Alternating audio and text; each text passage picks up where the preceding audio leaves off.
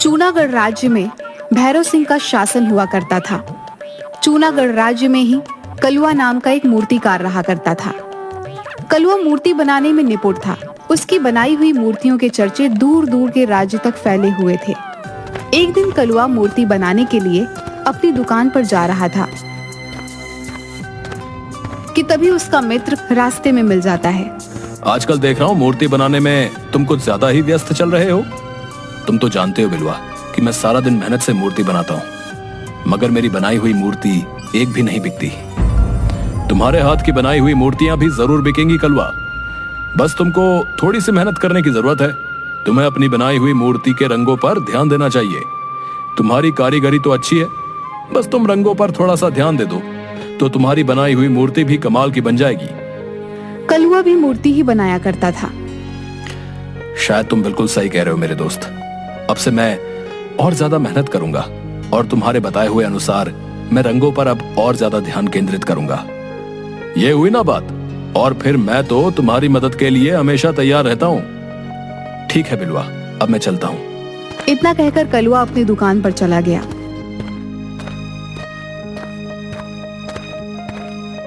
कई महीने ऐसे ही बीत गए।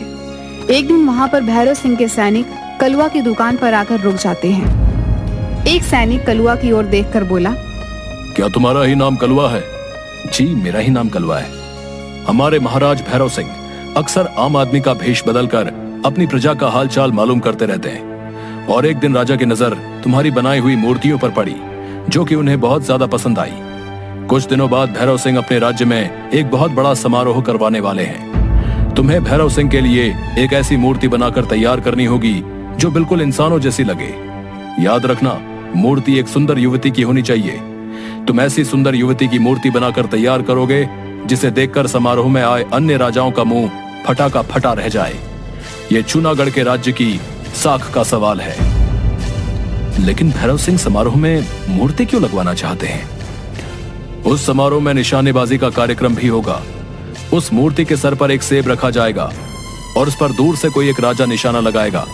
जिसका तीर सेब पर सटीक चल गया वो राजा विजय घोषित होगा।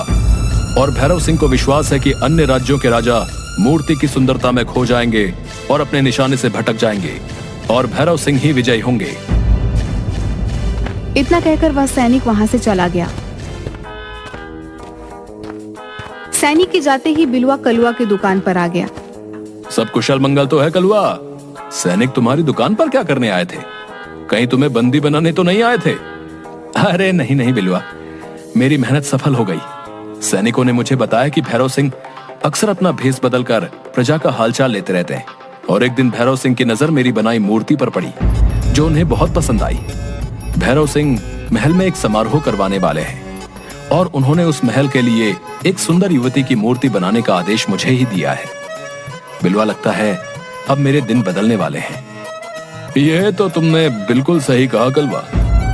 मगर अंदर ही अंदर बिलवा कलुआ की सफलता देखकर जल भून रहा था। कलुआ उस दिन के बाद पूरी मेहनत और लगन से मूर्ति बनाने के कार्य में लग गया। वह रात रात भर जागकर काम करता रहता था। कुछ ही दिनों में कलुआ ने एक बहुत सुंदर दिखने वाली युवती की मूर्ति तैयार करके खड़ी कर दी। वाह कलवा, तुमने तो बिल्कुल असली युवती जैसी मूर्ति बनाकर तैयार कर दी। इसे तो देखकर कोई भी इंसान धोखा खा सकता है। ये मूर्ति तुम्हें तो पसंद आई है बिलवा, लेकिन ये भैरव सिंह को भी पसंद आनी चाहिए। अगर उन्हें ये मूर्ति पसंद आ गई तब मैं अपनी कारीगरी को सफल मानूंगा। बिलवा, सैनिक इस मूर्ति को लेने के लिए आएंगे और वो मुझे भी राजमहल ले जाएंगे। क्या तब तक के लिए तुम इस मूर्ति को अपनी दुकान पर रख सकते हो? आजकल राज्य में चोर बहुत घूम रहे हैं और मुझे सबसे ज्यादा विश्वास तुम पर है। बिलवा ने वह मूर्ति अपने दुकान पर ले जाकर रख दी। मैं वैसे भी इस मूर्ति को ठिकाने लगाने की सोच रहा था और इस मूर्ख ने तो स्वयं ही मूर्ति मुझे सौंप दी। देखता हूं ये कलुआ का बच्चा राजा को मूर्ति कैसे दे पाता है, क्योंकि मैं कल सुबह ही इस मूर्ति को बेचकर इस शहर और इस राज्य से कुछ महीनों के लिए रफू चक्कर हो जाऊंगा। मूर्ति तैयार न पाकर राजा कलुआ को वैसे भी नहीं छोड़ेगा। मेरे दोनों हाथों में तो लड्डू ही लड्डू है। अगली सुबह जब कलवा बिलवा की दुकान पर गया तो उसे पता लगा कि बिलवा मूर्ति बेचकर इस राज्य से चला गया है। कलवा बुरी तरीके से घबरा गया। अब क्या होगा? राजा के सैनिक जब मूर्ति लेने आएंगे, अगर उन्हें मूर्ति तैयार नहीं मिली तो राजा बुरी तरह से क्रोधित हो जाएंगे और मैं इतनी जल्दी मूर्ति भी तैयार नहीं कर सकता। मैं एक काम करता हूँ, इस राज्य से भाग जाता हूँ, नहीं तो राजा मुझे मार डालेगा। कलवा घबराता हुआ सीधा जंगलों के रास्ते दूसरे राज्य की ओर भागने लगा। तभी उसके कानों में बहुत से सैनिकों के घोड़े के टापों की आवाजें टकराई। कलवा के दौड़ते हुए कदम अचानक रुक गए। ये तो सैनिकों के घोड़े की आवाज है। कहीं ऐसा तो नहीं कि सैनिक मेरे पीछे मेरी दुकान पर सुबह ही आ गए हों और वो मेरे पीछे लग गए हों। हे ईश्वर, अब क्या होगा? कलवा एक घने पेड़ के पीछे छुप गया। कुछ ही देर बाद बहुत से सैनिक वहां से निकलते हुए चले गए। कलवा वहां से जाने ही वाला था कि तभी उसके कानों में किसी स्त्री के कराहने का स्वर टकराया। कलवा ने देखा कि एक युवती घायल अवस्था में पेड़ के नीचे लेटी हुई थी। कलवा दौड़ता हुआ उस घायल युवती के पास पहुंच गया। कौन हो तुम? ये मैं तुम्हें नहीं बता सकती कि मैं कौन हूँ। मैं बस तुम्हें इतना बताना चाहती हूँ कि तुम इसकी रक्षा करना, इसे अपने घर ले जाओ, इसे किसी भी तरह से राजा के हाथ मत लगने देना, नहीं तो अनर्थ हो जाएगा। तुम किसकी रक्षा की बात कर रही हो? यहाँ तो मेरे और तुम्हारे अलावा कोई भी नहीं है। घायल युवती ने एक पेड़ की तरफ इशारा करके कहा। मैं उस मूर्ति की बात कर रही हूँ। कलवा ने जैसे ही देखा कि उसकी आंखों के सामने एक बेहद सुंदर युवती काले वस्त्र पहनी खड़ी हुई थी। वो तो इंसान है, कोई मूर्ति नहीं। नहीं, ये मूर्ति है। तुम जल्दी से इसे अपने घर ले जाओ। लेकिन तुम तो बुरी तरह से घायल हो। मेरी चिंता मत करो, तुम बस इसे ले जाओ और वचन दो कि तुम इस मूर्ति की रक्षा करोगे और इस बारे में किसी को नहीं बताओगे। ठीक है, मैं आपको वचन देता हूँ कि मैं इस मूर्ति की रक्षा करूंगा। कलवा ने इतना कहा ही था कि वह स्त्री बेहोश हो गई। कलवा उस मूर्ति को लेकर घर चला गया। आज रात इस मूर्ति को अपने घर पर ही रख लेता हूँ। सुबह होते ही इस मूर्ति को लेकर इस राज्य को छोड़कर चला जाऊंगा। कलवा ने इतना कहा ही था कि तभी उसके कानों में किसी स्त्री का मधुर स्वर टकराया। तुम्हें भागने की कोई जरूरत नहीं है, भागना कायरता होती है। स्त्री का मधुर स्वर सुनकर कलवा चौंक कर इधर उधर देखने लगा।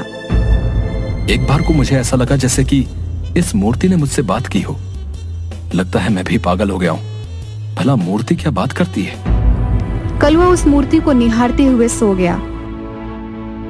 अगली सुबह कलवा उस मूर्ति को देखकर बोला, तुम तो बिल्कुल इंसान जैसी मालूम पड़ती हो। मेरी आयु 24 वर्ष की हो चुकी है, मगर मुझे अभी तक विवाह के लिए कोई भी स्त्री पसंद नहीं आई। अगर तुम इंसान होती तो मैं तुमसे ही विवाह करता। सच तो यह है कि पहली ही नजर में मुझे तुम्हें देखकर प्रेम हो गया है। मुझे भी तुमसे प्रेम हो गया है। अरे, फिर से उसी स्त्री का स्वर। लेकिन मेरे अलावा तो यहाँ पर और कोई मौजूद नहीं है। तभी कलवा का दरवाजा कोई जोर जोर से पीटने लगा। कलवा ने जैसे ही दरवाजा खोला तो बाहर खड़ा बिलवा तुरंत घर के अंदर घुस आया और उस मूर्ति को हैरत भरी नजरों से देखने लगा। तुम यहाँ पर क्यों आए हो बिलवा? मैंने तुम पर कितना विश्वास करके अपनी मूर्ति तुम्हें सौंपी थी और तुमने चंद पैसों के लालच में आकर उसे बेच दिया। हाँ, क्योंकि मैं तुझसे ज्यादा बेहतर मूर्ति बनाना जानता हूँ। मगर इसके बावजूद भैरव सिंह ने मूर्ति बनाने के लिए तुझे चुना। अब यहाँ क्या करने आए हो? जब मैं इस राज्य को छोड़कर जा रहा था तब मैंने तुम्हें इस मूर्ति को ले जाते हुए देखा। इतनी सुंदर मूर्ति को तुम नहीं बना सकते।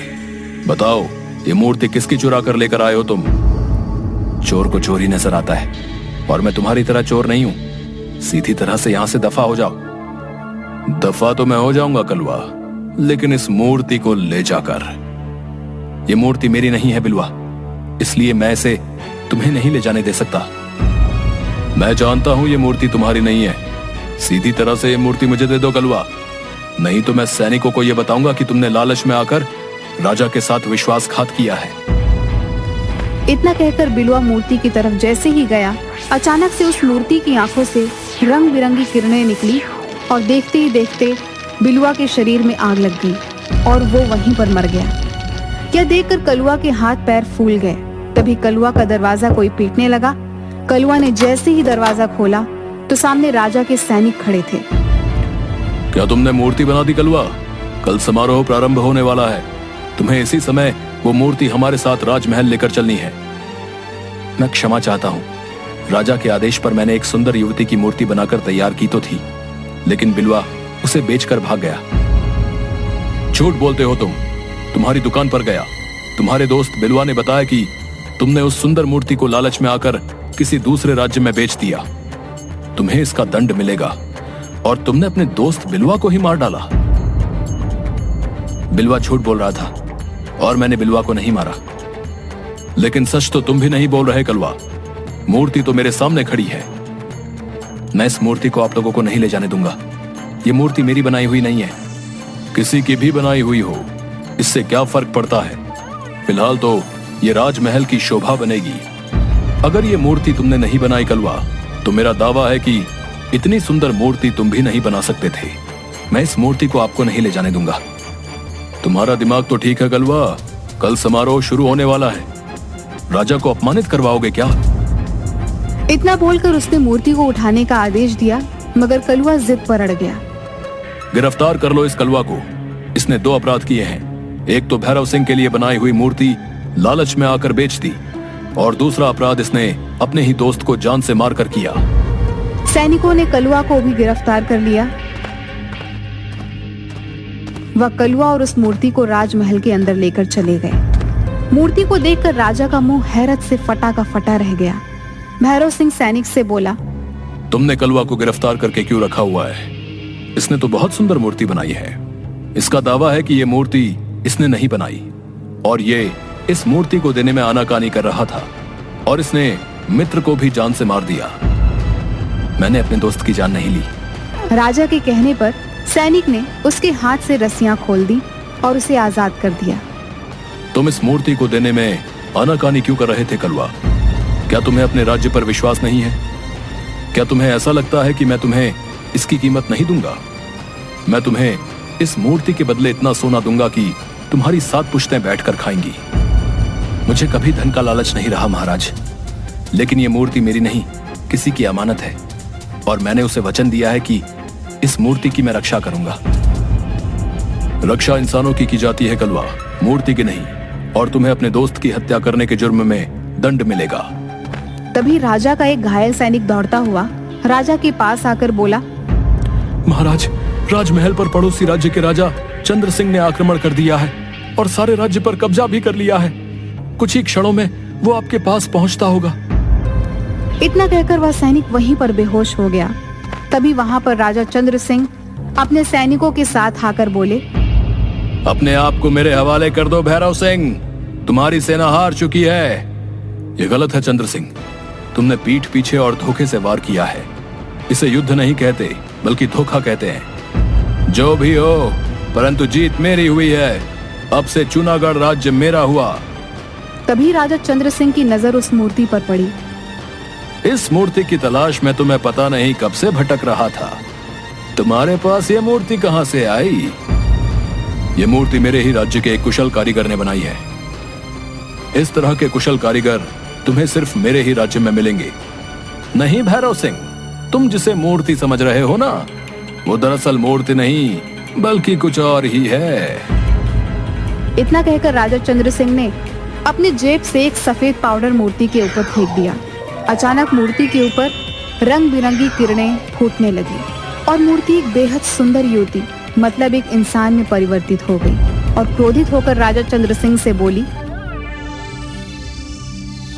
ये तुमने अच्छा नहीं किया राजा चंद्र सिंह। जब तुम मेरे राज्य को जीत नहीं पाए, तब तुमने कपटी साधु की तंत्र क्रिया से मुझे एक मूर्ति में परिवर्तित कर दिया। कौन हो तुम? मैं रायगढ़ रियासत राज्य की राजकुमारी विभा हूँ।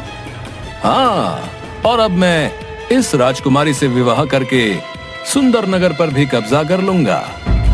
तभी कलवा ने अचानक राजा की तलवार निकालकर राजा चंद्र सिंह पर हमला बोल दिया। कलवा के एक ही वार से राजा चंद्र सिंह ढेर हो गया। तुम्हारा बहुत बहुत धन्यवाद कलवा।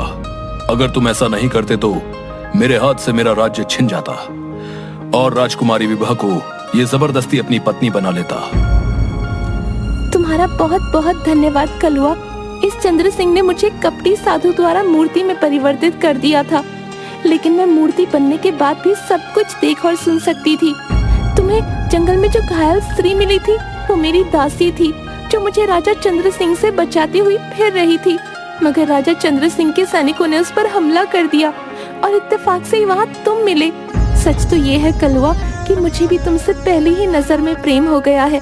जिस तरह से तुमने चंद्र सिंह के ऊपर वार किया है, तुम में एक कुशल राजा बनने के भी लक्षण हैं। तुम्हारा दोस्त उस समय तुम्हें मारने की नीयत से आया था, इसीलिए मैंने बिलुआ की जान ली। अगले दिन भैरव सिंह ने धूमधाम से कलुआ और राजकुमारी विभा का विवाह संपन्न कर दिया। आज कलुआ राजकुमारी विभा के साथ मिलकर रायगढ़ रियासत पर शासन कर रहा है। एक गांव में पुट्ठा नाम का एक व्यक्ति अपनी पत्नी शर्मीली के साथ रहा करता था। पुट्ठा के भूलने की आदत के कारण उसे गांव में सब लोग भूला राम कहा करते थे।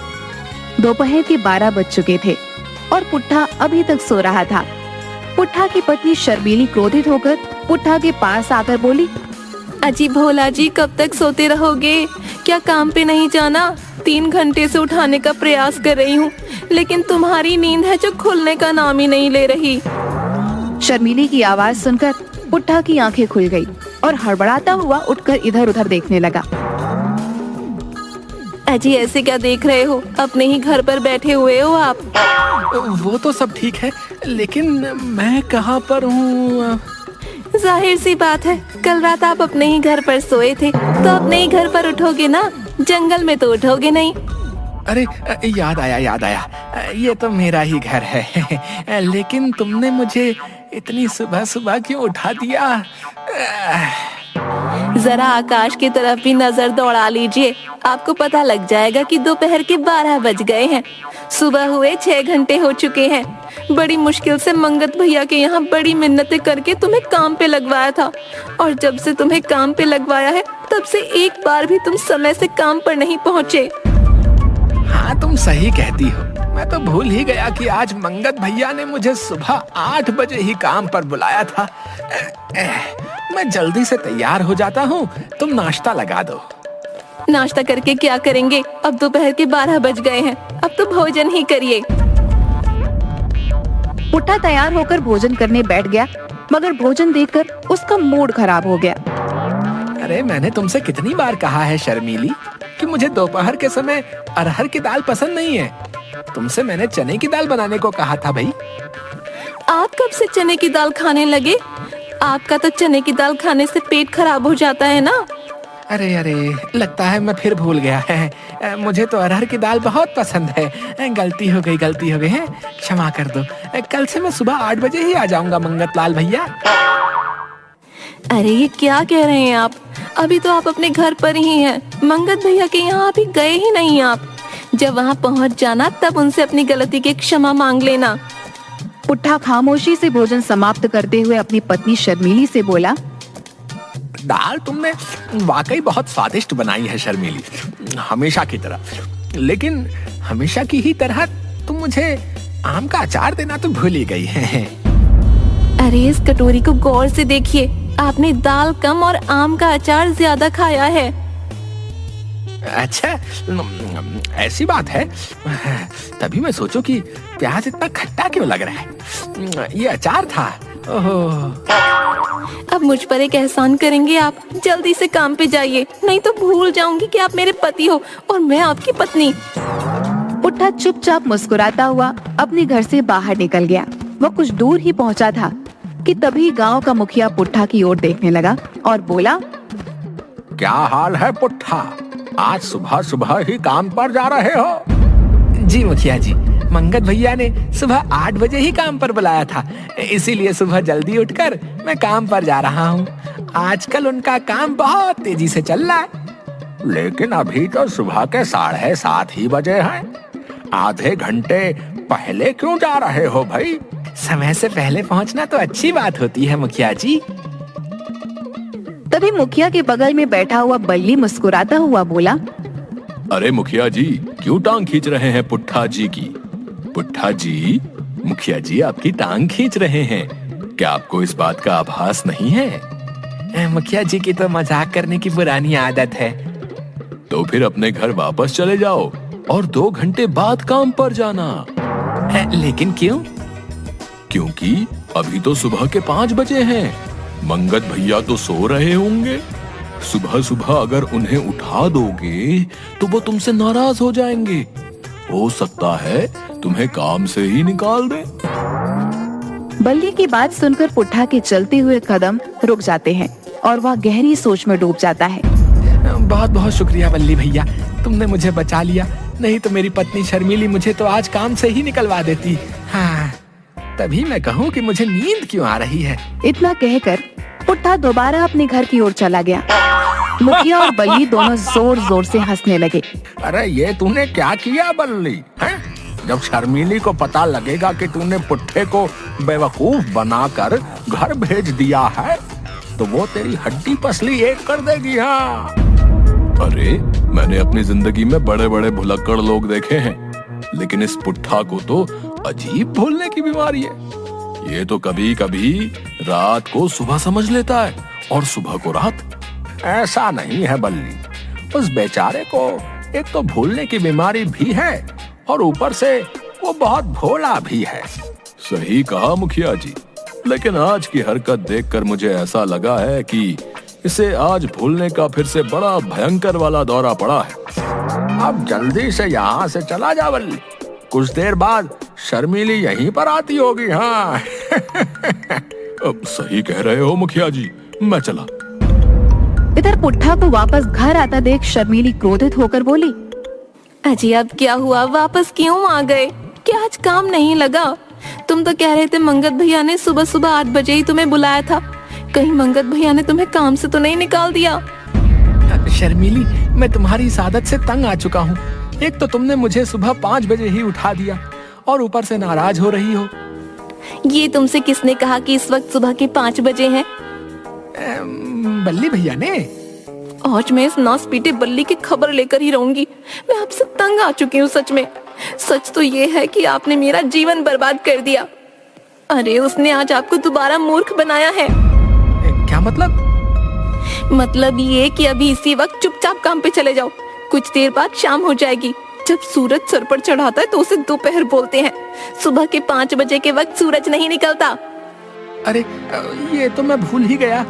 तुम सही कहती हो शर्मीली, अब काम पर जाते वक्त किसी से बात नहीं करूंगा, सीधे मंगत भैया के यहाँ पर चला जाऊंगा। हाँ। पुट्ठा दोबारा वहाँ से चुपचाप चला गया और शर्मीली गुस्से से मुखिया के पास जाकर बोली, ये बल्ली कहाँ गया मुखिया जी? अभी अभी तो यहीं बैठा था शर्मीली। क्या हुआ? बहुत गुस्से में नजर आ रही हो तुम। मुखिया जी बनिए मत, मैं जानती हूँ कि आपको सब पता है। आप हर बार बल्ली को बचा लेते हो, लेकिन आज मैं उसे छोड़ूंगी नहीं। अरे बताओ तो क्या हुआ है? बोल तो ऐसे रहे हैं जैसे आपको कुछ पता ही नहीं हो। उसने मेरे पति को दोबारा बेवकूफ बनाकर घर पर भेज दिया। अरे शर्मीली, अब गुस्सा खत्म भी करो। हैं? बल्ली हमारे ही गांव का तो है और गांव में एक दूसरे से मजाक तो चलता ही है। मुझे पता था आप यही कहोगे, लेकिन मैं आपसे कह देती हूँ, बल्ली आ जाए तो उसको समझा देना। अगर उसने दोबारा कभी मेरे पति को मूर्ख बनाया तो मैं अब आपके पास शिकायत लेकर नहीं आऊंगी। अब की बार उसके घर में घुसकर उसकी हड्डी पसली एक कर दूंगी। इतना कहकर शर्मीली वहाँ से चली गई। उधर पुट्ठा काम पर पहुँच गया, मगर उसने देखा कि मंगत लाल के ईंटों के भट्टे पर सन्नाटा छाया हुआ था। मंगत लाल कुर्सी बिछाए अपने साथी संपत के साथ गप्पे लड़ा रहा था। अरे क्या हुआ पुट्ठा जी, आज आप कैसे आ गए? कैसी बातें कर रहे हैं मंगत भैया। आपने ही तो मुझे सुबह 8 बजे बुलाया था। हाँ बुलाया तो था, लेकिन इस वक्त तो दोपहर के 1 बज रहे हैं। सुबह के 8 तो कब के बज चुके हैं। माफ करना मंगत भैया, आप तो जानते हैं कि मुझे भूलने की आदत है। ये किसने कहा तुम्हें भूलने की आदत है पुट्ठा? है पूरी बात तो बता रहे हो तुम कि मंगत भैया ने सुबह 8 बजे तुम्हें काम पर बुलाया था। पुट्ठा, तुम्हें भूलने की बीमारी नहीं है, बल्कि तुम्हें कुछ बातें देर से याद आती हैं। वैसे तुम्हारी जानकारी के लिए बता दूं, मैंने तुम्हें सुबह 8 बजे 1 हफ्ते पहले काम पर बुलाया था और कल शाम को जाते वक्त मैंने सभी मजदूरों से कहा था कि आज की छुट्टी है। आज मेरे शहर से कुछ मेहमान आने वाले हैं। मंगत लाल की बात सुनकर पुट्ठा क्रोधित हो गया और गुस्से से बड़बड़ाता हुआ बोला, क्या आज की छुट्टी थी और मेरी पत्नी शर्मिली ने मुझे सुबह ही काम पर आने के लिए जगा दिया। आज मैं अपनी पत्नी शर्मिली की खबर लेकर आऊंगा। अरे पुट्ठा जी, है इसमें आपकी पत्नी शर्मिली की क्या गलती है? आप तो उसे बताना ही भूल गए होंगे कि आज काम की छुट्टी है? बिल्कुल सही कहा संपत भैया, ये बात भी मैं अभी कुछ देर पहले ही भूल गया। कोई बात नहीं पुट्ठा, अब तुम घर जाओ, कल आराम से काम पर आना, मेरे मेहमान आने वाले होंगे। मंगत लाल की बात सुनकर पुट्ठा चुपचाप वहाँ से चला गया।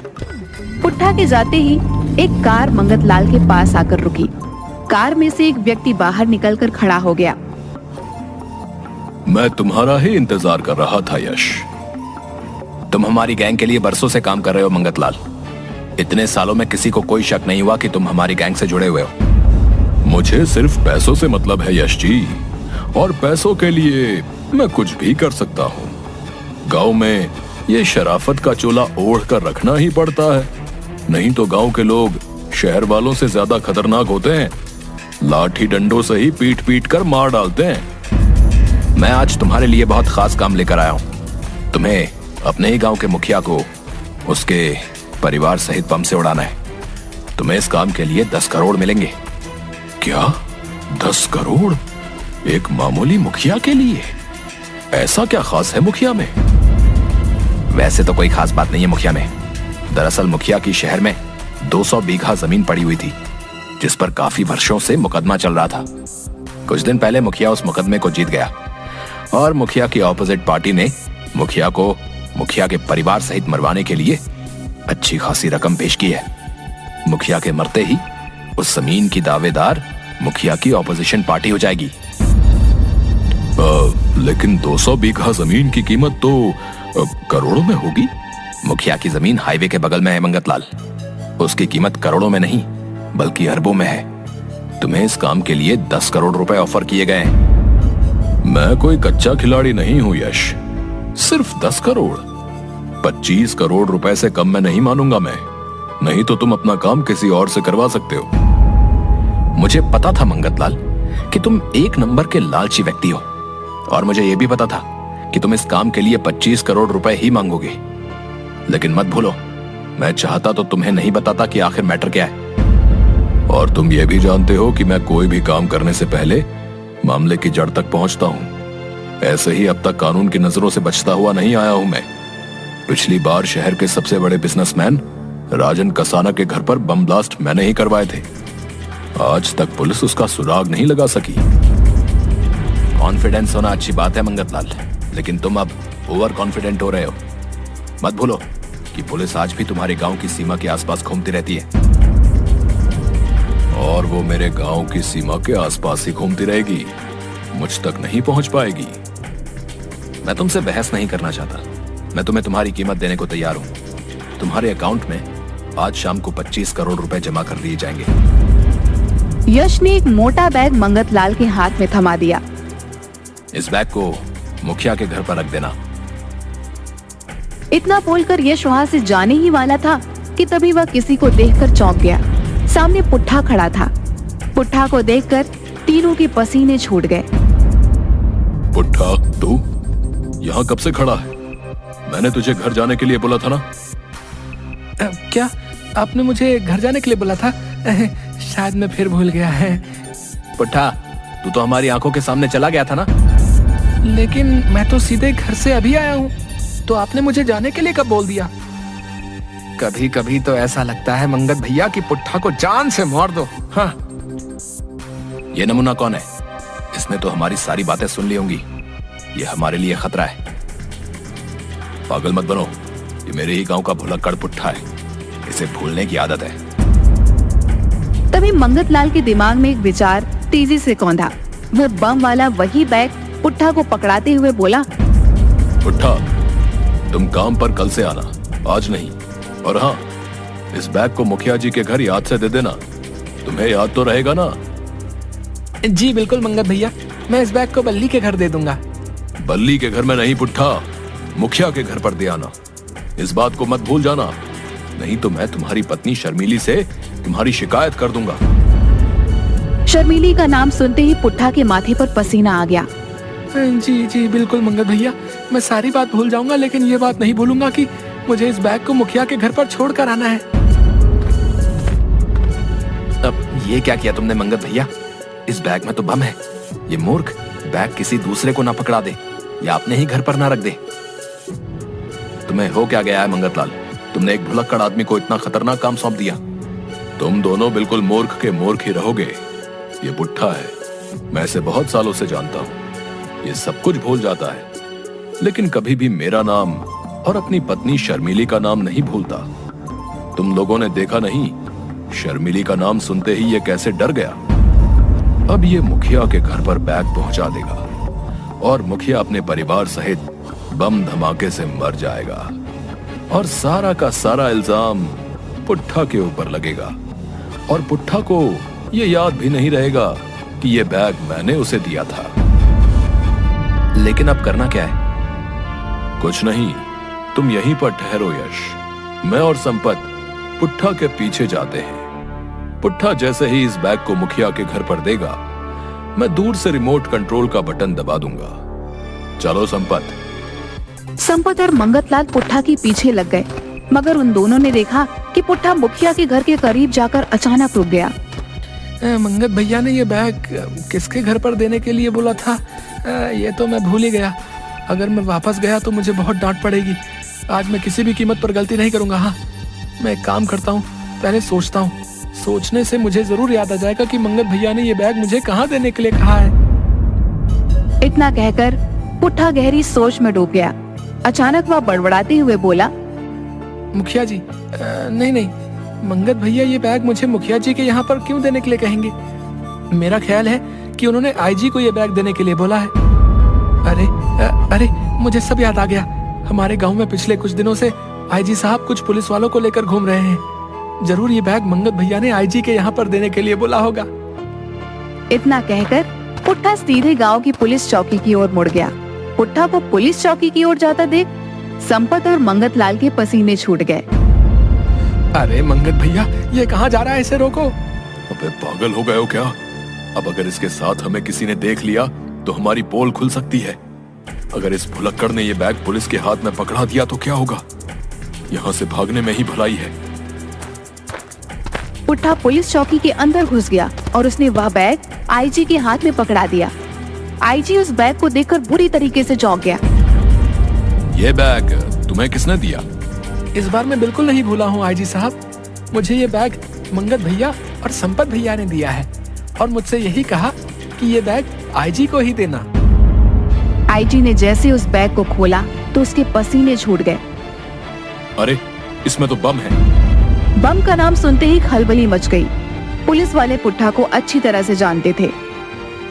सर, मेरी समझ में सब कुछ आ चुका है। इस पुट्ठा को बोलने की बीमारी है। जरूर उन दोनों ने इसके बोलने की आदत का फायदा उठाकर ये बैग किसी के यहाँ पर भेजा होगा और गलती से पुट्ठा बोलकर यहाँ ले आया। और फिर हमारा शक तो पहले से ही मंगतलाल और संपत पर था। इस बैग में रखे बम ने हमारे शक की पुष्टि कर दी। चलो, इस पुट्ठा की भूलने की कोई तो आदत काम आई। सर, इसके बोलने की आदत ने ही दो बड़े बड़े मुजरिमों को शिकंजे में फंसा दिया सर। कुछ देर बाद आईजी ने पुलिस बल के साथ संपत और मंगतलाल को गिरफ्तार कर लिया। कुछ दिन बाद यश भी पकड़ा गया। आईजी ने पुट्ठा को गांव में सबके सामने सम्मानित किया और इस तरह उस समय के बहुत बड़े स्मगलर पकड़े गए और उन्हें आजीवन कारावास की सजा हो गई। और इस तरह भूला राम की भूलने की आदत ने सबकी जान बचा दी। अंजलि गांव की सीधी सादी लड़की है। उसकी शादी को 2 साल बीत चुके हैं। उसके पति का नाम राजीव है और वो दोनों शहर में रहते हैं। राजीव वैसे तो नेक दिल इंसान है, लेकिन पराई औरतों के सामने वो पिघल जाता है। इसीलिए अंजलि हमेशा चिंता में रहती है। ऑफिस से आने के बाद हर रोज अंजलि राजीव का फोन चेक करती है। क्या अंजलि, तुम हमेशा मेरे ऊपर शक करती रहती हो? मुझे तुम्हारे ऊपर कोई भरोसा नहीं है। पता नहीं बाहर क्या क्या करते रहते हो। अंजलि को हमेशा शक लगा रहता है। इसमें अंजलि की कोई गलती नहीं है। ऐसे ही दिन बीतते रहते हैं। इतने में अंजलि गर्भवती हो जाती है और डॉक्टर साहब अंजलि को घर का कामकाज करने से मना कर देते हैं। अंजलि राजीव से कहती है, डॉक्टर साहब ने तो मुझे कोई काम करने से ही मना कर दिया है, अब क्या होगा? एक काम वाली बाई रखनी होगी, तुम चिंता मत करो, मैं सब कुछ संभालूंगा। राजीव काम वाली बाई की खोज करता है और 2 दिन बाद रूपा नाम की एक औरत घर पर चली आती है और कहती है, मैंने सुना है आप लोग काम वाली की तलाश में हो, मुझे रख लो, मैं बहुत अच्छा काम करती हूँ। रूपा की उम्र 30 के आसपास है और वो बहुत सुंदर भी है। रूपा को देखकर राजीव पिघल जाता है और कहता है, हाँ, हम तुम्हें रख सकते हैं, बिल्कुल रख सकते हैं। लेकिन अंजलि ने कहा, नहीं रुको, पहले जांच तो कर लेते हैं कि इसका घर कहाँ है, ये आई कहाँ से है। उसकी क्या जरूरत है अंजलि, अभी हमें काम वाली की जरूरत है, हम इसे रख लेते हैं। राजीव अंजलि की बात नहीं सुनता है और रूपा को काम पर रख लेता है। रूपा घर के कामों में लग जाती है, मगर उसके काम से अंजलि बिल्कुल खुश नहीं है। वो हर काम आधा अधूरा करती है और काम से ज्यादा समय सजने धजने में लगा देती है। राजीव तो बस रूपा को देखता ही रहता है। राजीव, अभी तक तुम तैयार नहीं हुए हो, आज ऑफिस नहीं जाओगे? नहीं अंजलि, आज अच्छा नहीं लग रहा है। अंजलि आराम करती रहती है और राजीव बैठकर पूरा दिन रूपा को देखता रहता है। अरे साहब, क्या देख रहे हो ऐसे? तुम्हें देख रहा हूँ रूपा, तुम कितनी सुंदर हो। ये सुनकर रूपा शर्मा जाती है और कहती है, ऐसे ना बोलो साहब, मालकिन सुन लेगी तो बवाल हो जाएगा। तो फिर आज रात को जब तेरी मालकिन सो जाएगी तब घर के बाहर चली आना, हम दोनों बहुत गप्पे लड़ाएंगे। यहाँ राजीव रूपा का दिल बहलाने में लगा हुआ है और उधर कमरे के अंदर बैठकर अंजलि सोच रही है, आखिर राजीव को हुआ क्या है? जो रोज ऑफिस जाने के लिए मरता था वो आज ऐसे ही घर पर क्यों बैठा है? कुछ तो गड़बड़ है। रात को अंजलि खाना खाकर सो जाती है। राजीव इसी के इंतजार में था। अंजलि के सोते ही राजीव घर के बाहर चला गया। रूपा भी चली आई और दोनों मिलकर बातें करने लगे। रूपा, तुम्हें पता है तुम्हारे बाल बिल्कुल रेशम जैसे हैं। ऐसा ना बोलो साहब, मुझे शर्म आती है। मैं सच बोल रहा हूँ, और तुम्हारी आंखें इतनी सुंदर हैं कि क्या बताऊं। और तभी अंजलि आ जाती है और दोनों को रंगे हाथों पकड़ लेती है। अच्छा, तो ये चल रहा है यहाँ पर? मैं सो क्या गई, तुम यहाँ काम वाली के साथ गप्पे लड़ा रहे हो? अंजलि को देखकर दोनों घबरा जाते हैं। रूपा डरी हुई आवाज में कहती है, अब नहीं मालकिन, मेरा कोई दोष नहीं है, साहब ने ही मुझे बुलाया था। अरे हाँ अंजलि, मैंने ही रूपा को बुलाया था। असल में रूपा के पिता की तबीयत बहुत खराब है, इसलिए सोचा था कि उसे कुछ पैसे दे दूं। ये लो रूपा, 2000 रुपए, अब जाओ यहाँ से। रूपा पैसे लेकर चली जाती है, लेकिन अंजलि का शक नहीं जाता। अगले दिन से अंजलि ने रूपा की निगरानी करनी शुरू कर दी। ये रूपा मुझे कुछ ठीक नहीं लग रही है और राजीव का तो कोई भरोसा ही नहीं है। ऐसे ही कुछ महीने बीत गए। इन महीनों में राजीव रूपा पर पूरे तरीके से फिदा हो गया। उसने रूपा की तनख्वाह भी बढ़ा दी। रूपा भी काम चोरी करने लगी। एक दिन अंजलि ने देखा कि उसके कमरे से उसकी घड़ी गायब है। अंजलि ने इधर उधर ढूंढा लेकिन घड़ी नहीं मिली। अंजलि ने कहा, घड़ी ऐसे तो गायब नहीं हो सकती, कल रूपा आई थी यहाँ, जरूर उसी ने ली होगी, उसके ऊपर मुझे पहले से ही डाउट था। अंजलि की बात सुनकर राजीव ने कहा, अरे नहीं अंजलि, रूपा इतनी बुरी भी नहीं है, तुम्हारी घड़ी कहीं गिर गई होगी। राजीव मानने को राजी ही नहीं कि रूपा ऐसा कर सकती है। उसके बाद से हर 2 दिन में घर से कुछ न कुछ गायब होने लगा। मगर राजीव ने रूपा को काम से नहीं निकाला, क्योंकि वो तो रूपा से प्यार कर बैठा था। अंजलि ने सोचा कि कुछ तो करना ही पड़ेगा, और इसके कुछ ही दिनों बाद अंजलि अपना पेट पकड़कर बैठ गई और जोर जोर से चिल्लाने लगी, आह, दर्द हो रहा है, पेट में बहुत दर्द हो रहा है। राजीव और रूपा दौड़ कर आए।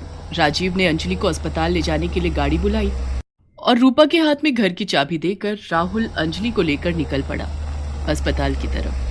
कुछ देर बाद अंजलि ने चिल्लाना बंद कर दिया और कहा, पेट दर्द ठीक हो गया राजीव, चलो अब घर वापस चलते हैं।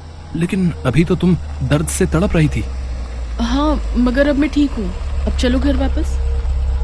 ड्राइवर ने गाड़ी घुमा ली। घर के सामने पहुंचते ही अंजलि ने देखा कि घर का दरवाजा खुला हुआ है। अंजलि राजीव के साथ घर के अंदर घुस गई और उसके बाद जो हुआ वो राजीव ने कभी सोचा भी नहीं था। उन दोनों ने देखा कि रूपा घर का सारा सामान इकट्ठा करके एक पोटली में बांध रही है। दोनों को देखकर रूपा चौंक गई। अरे आप दोनों तो अस्पताल जाने वाले थे। मैंने पेट दर्द का नाटक किया था, मुझे पता था कि तुम एक चोर हो, इसीलिए मुझे ये नाटक करना पड़ा। छी रूपा छी, मुझे तुमसे ये उम्मीद नहीं थी। राजीव, पुलिस बुलाओ। रूपा अंजलि के पैर पकड़कर रोने लगी। मुझे माफ कर दो मालकिन, मुझसे गलती हो गई। मगर अंजलि ने एक भी बात नहीं सुनी। कुछ देर बाद पुलिस आ गई और रूपा को अरेस्ट करके ले गई। अंजलि ने राजीव से कहा, देखो राजीव, बीवी के अलावा और कोई सगा नहीं होता। राजीव ने अंजलि से माफी मांग ली। मुझे माफ कर दो अंजलि, आज मुझे समझ में आ गया है कि इस दुनिया में अगर कोई मुझसे सबसे ज्यादा प्यार करता है तो वो तुम हो। आज से मैं किसी भी औरत को आंख उठाकर भी नहीं देखूंगा। राजीव सुधर गया और इसके बाद से उसने और किसी औरत से बात भी नहीं की। कुछ महीनों बाद दोनों को एक बेटा हुआ और सभी खुशी खुशी रहने लगे। एक गांव में बसंत नाम का बेहद गरीब व्यक्ति रहा करता था। उसकी पत्नी बहुत बीमार रहती थी। उसकी 2 वर्षीय बेटी जन्मजात गूंगी थी। एक दिन जब बसंत घर आया तो उसकी पत्नी झुमरी बुरी तरह से खांस रही थी। झुमरी, झुमरी, क्या हुआ तुम्हें? क्या तुमने आज दवाई नहीं खाई? शायद आपने देखा नहीं कि दवाई को तो खत्म हुए पूरे 2 दिन हो गए। मैं दुनिया का सबसे ज्यादा लाचार पति और पिता हूँ झुमरी, जो अपनी पत्नी का सही से इलाज भी नहीं करा सकता। उदास मत होइए, इसमें आपकी कोई गलती नहीं। धन स्त्री के नसीब का होता है। मेरा ही नसीब फूटा था, वरना आपने तो अपनी तरफ से पूरी कोशिश की। मुझसे एक वादा कीजिए। कैसा वादा झुमरी? मेरा अंतिम समय आ गया है। मुझे पता है जब आप मुझे डॉक्टर के यहाँ पर लेकर गए थे तो उसने कहा था कि मेरे पास अब ज्यादा समय नहीं, मेरे फेफड़े खराब हो चुके हैं।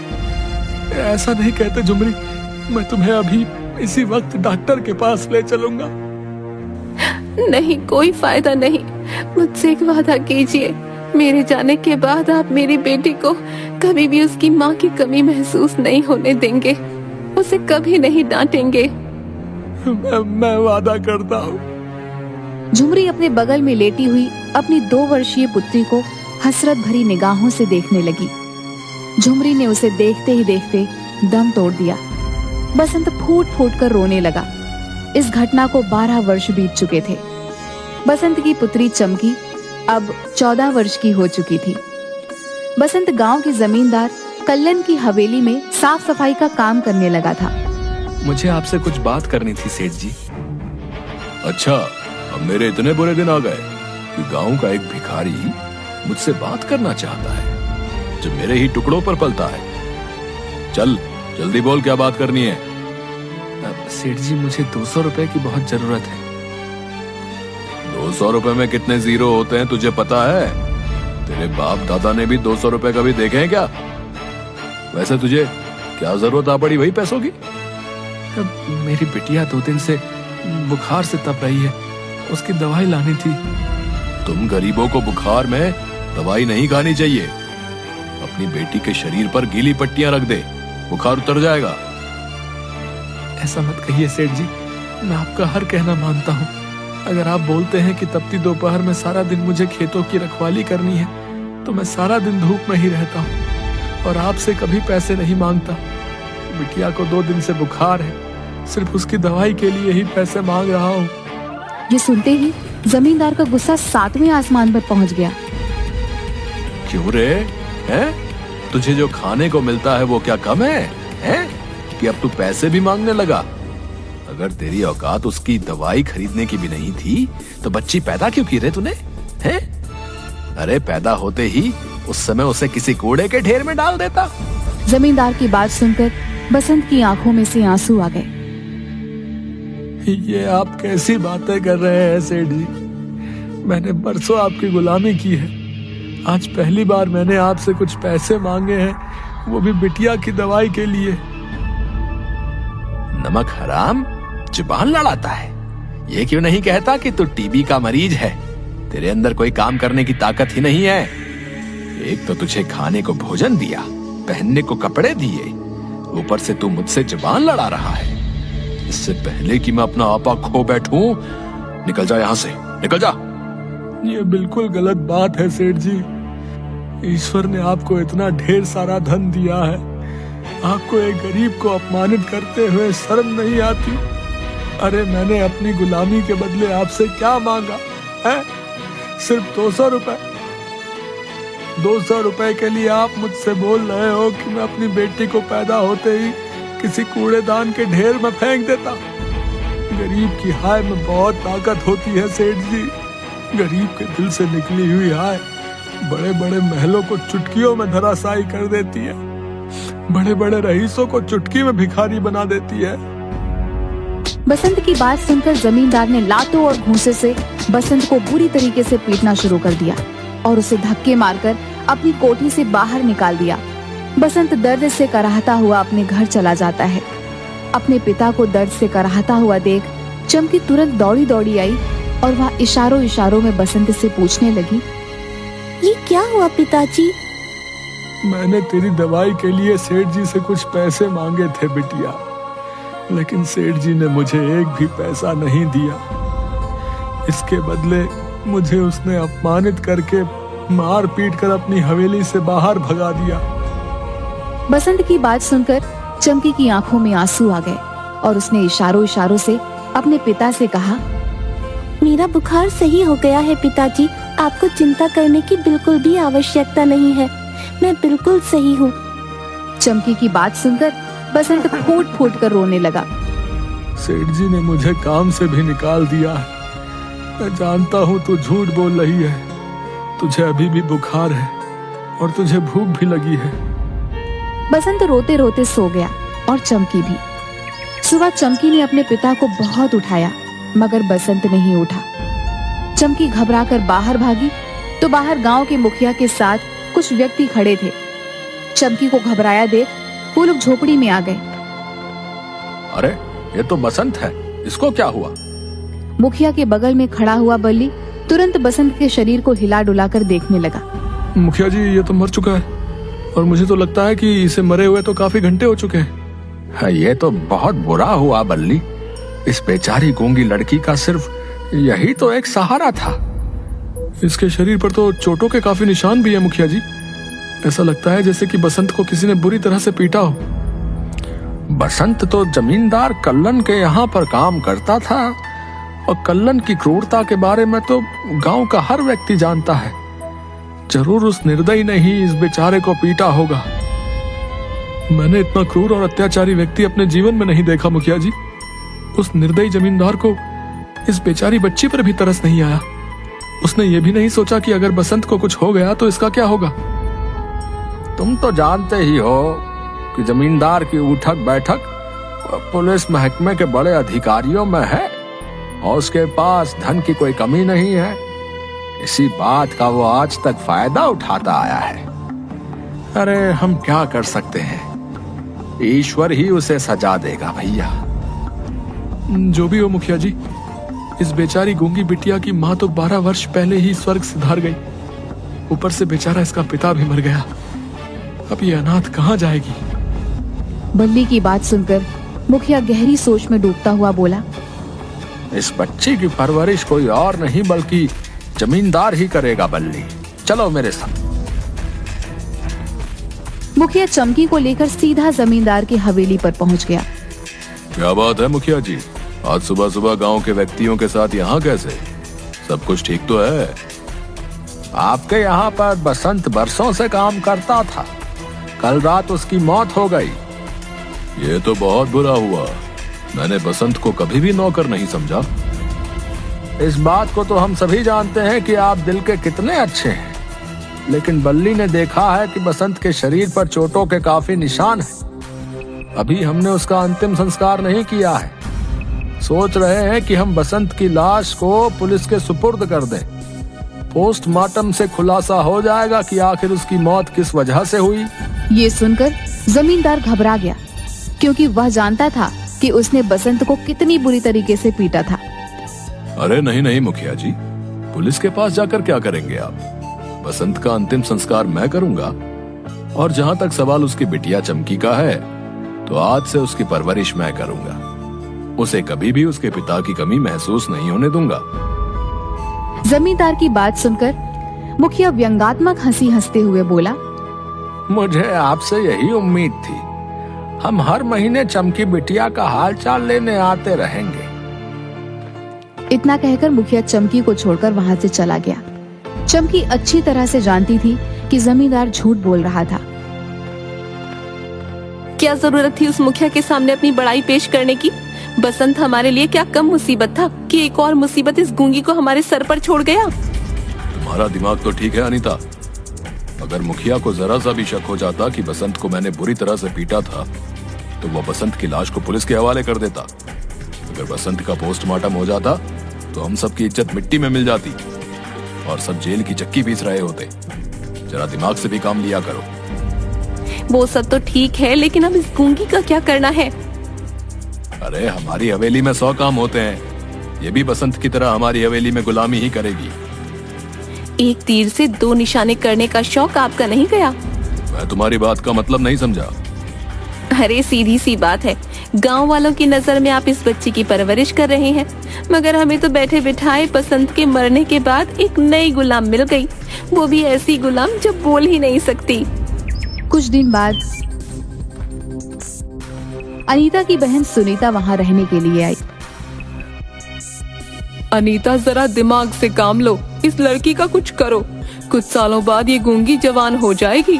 गांव वाले वैसे भी इसे तुम्हारे मत्थे मड़ गए हैं, कहीं तुम्हें इसके हाथ भी पीले ना करने पड़ जाएं। मैं भी काफी समय से यही बात सोच रही थी सुनीता, लेकिन चिंता मत करो, मैंने इसका भी उपाय निकाल लिया है। ऐसा उपाय कि सांप भी मर जाए और लाठी भी ना टूटे। एक दिन सुनीता और अनीता ने एक कमरे में चमकी को बंद कर दिया। चमकी वहां 2 दिन तक भूखी और प्यासी बैठी रही। अचानक रात के समय चमकी की आंख खुल गई। उस कमरे के अंदर रोशनी की किरणें फूट रही थी। उन किरणों से एक रहस्यमयी स्त्री निकलकर बाहर आ गई। घबराओ मत मेरी बच्ची, मैं सब जानती हूँ। इन अत्याचारियों ने तुझ पर और तेरे पिता पर कैसे कैसे अत्याचार किए हैं। तेरे पिता को जमींदार ने कितनी बुरी तरह से पीट पीट कर मार डाला। अचानक चमकी को अपने अंदर अजीब सा बदलाव महसूस हुआ। चमकी, अब तुम गूंगी नहीं रही, अब तुम बोल सकती हो। ये कैसे हो सकता है? मैं तो जन्मजात गूंगी हूँ, मैं कैसे बोल सकती हूँ? और आप कौन हो? कुछ समय बाद तुम्हें सब पता चल जाएगा। मुझे ये भी पता है कि इन सब निर्दयी लोगों ने तुम्हें 2 दिन से भूखा रखा है। हाँ, इन लोगों ने 2 दिन से कुछ भी खाने को नहीं दिया। उस रहस्यमयी स्त्री ने अपना जादू से चमकी के सब मनपसंद व्यंजन चमकी के सामने रख दिए। चमकी ने पेट भरकर खाना खाया। कुछ देर बाद सुबह हो गई। चलो जरा चलकर देखते हैं। हाँ, मुझे पूरा विश्वास है कि अब तक तो वो नास पीटी गूंगी बहरी मर गई होगी। अनीता और सुनीता ने जैसे ही कमरे के दरवाजे को खोला तो उन्होंने देखा कि चमकी नए कपड़े पहने हुए कुर्सी पर आराम से बैठी हुई केला खा रही थी। अरे अनीता, हम लोग तो समझ रहे थे कि ये मर गई होगी, मगर ये तो आराम से बैठ के केला खा रही है। वो सब तो सही है सुनीता, लेकिन इसके पास ये केला कहाँ से आया? ये कमरा तो बरसों से बंद पड़ा है। ए लड़की, सीधी तरह से बता दे, तुझे ये केला किसने दिया? हमने तो इस कमरे के बाहर ताला लगा दिया था। कौन आया था हमारे पीछे? ये क्या बोल रही हो सुनीता? ये तो गूंगी और बहरी है, ये क्या बताएगी? अरे इशारों से तो बता सकती है ना। इसे एक जादुई स्त्री ने मुझे दिया है। चमकी को बोलता देख अनीता और सुनीता को चक्कर आ गए। हे भगवान, ऐसा कैसे हो सकता है? मैंने तो सुना था कि ये जन्मजात गूंगी है, लेकिन ये तो बोल रही है। अरे काहे को घबराती है तू? जरा जरा सी बात पे डर जाती है। जरूर ये लड़की नाटक कर रही होगी। कोई गूंगी वूंगी नहीं है ये। क्या भला कोई जन्मजात गूंगा बोल सकता है? ये लड़की, अब इस केले को खाना बंद कर और सीधी तरह से बाहर आ जा। चमकी उस रहस्यमयी जादुई स्त्री की ओर देख रही थी। वो रहस्यमयी स्त्री सिर्फ चमकी को दिखाई दे रही थी। उस रहस्यमयी स्त्री ने चमकी को उन दोनों के साथ जाने का इशारा कर दिया। चमकी अनीता और सुनीता के साथ चली गई। चल जा, मेरे लिए 1 गिलास पानी लेकर आ, बहुत जोरों से प्यास लगी है।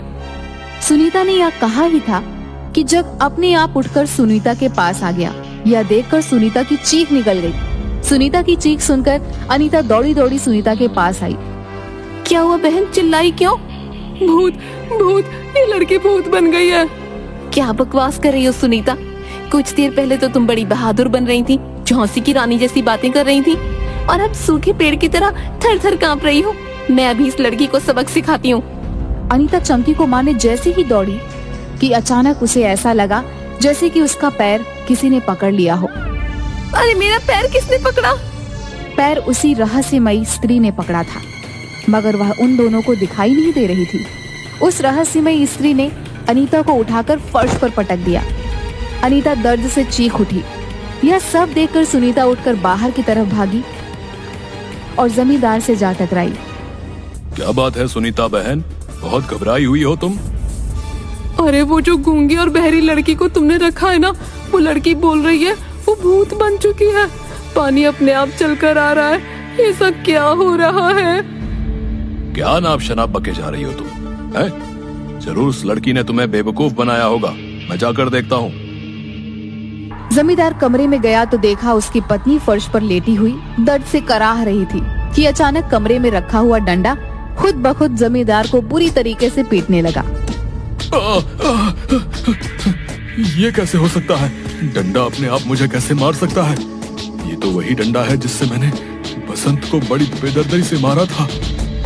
कुछ देर में जमींदार का शरीर रक्त से लथपथ हो गया। मुझे माफ कर दो चमकी। मैं जानता हूँ मैंने तुम्हारे पिता बसंत के साथ बहुत गलत किया। मैंने उस बेचारे को इसी डंडे से बुरी तरह पीटा था, लेकिन मेरी बात का यकीन मानो, मुझे नहीं पता था कि वो मर जाएगा। इस डंडे को किसी भी तरह से रोक दो। मेरा शरीर बुरी तरह से दर्द कर रहा है। तभी एक और डंडा उड़ता हुआ वहाँ पर आ गया। वह दोनों डंडे सुनीता जमींदार और अनीता को भी बुरी तरीके से पीटने लगा। हाय रे, मर गई रे, बहुत दर्द हो रहा है। हमें छोड़ दो, हमें क्षमा कर दो। अरे सुनीता बहन, मैं तुमसे बोल रही थी कि कुछ तो गड़बड़ है, कहीं चमकी भूत तो नहीं बन गई। तभी अचानक वह दोनों डंडे रुक गए और देखते ही देखते वह झुमरी के रूप में परिवर्तित हो गई। तभी एक तेज रोशनी फूटी और उस रोशनी में बसंत निकलकर झुमरी के बगल आकर खड़ा हो गया। बसंत को देखकर चमकी पूरी तरीके से चौंक गई। पिताजी आप? हाँ बिटिया, ये मैं हूँ, और ये रहस्यमय स्त्री कोई और नहीं बल्कि तेरी माँ है। चमकी रोती हुई झुमकी से जाकर लिपट गई। अब वह सब लोग झुमकी और बसंत को देख सकते थे। झुमरी और बसंत, तुम दोनों तो मर चुके हो, फिर तुम जीवित कैसे हो सकते हो?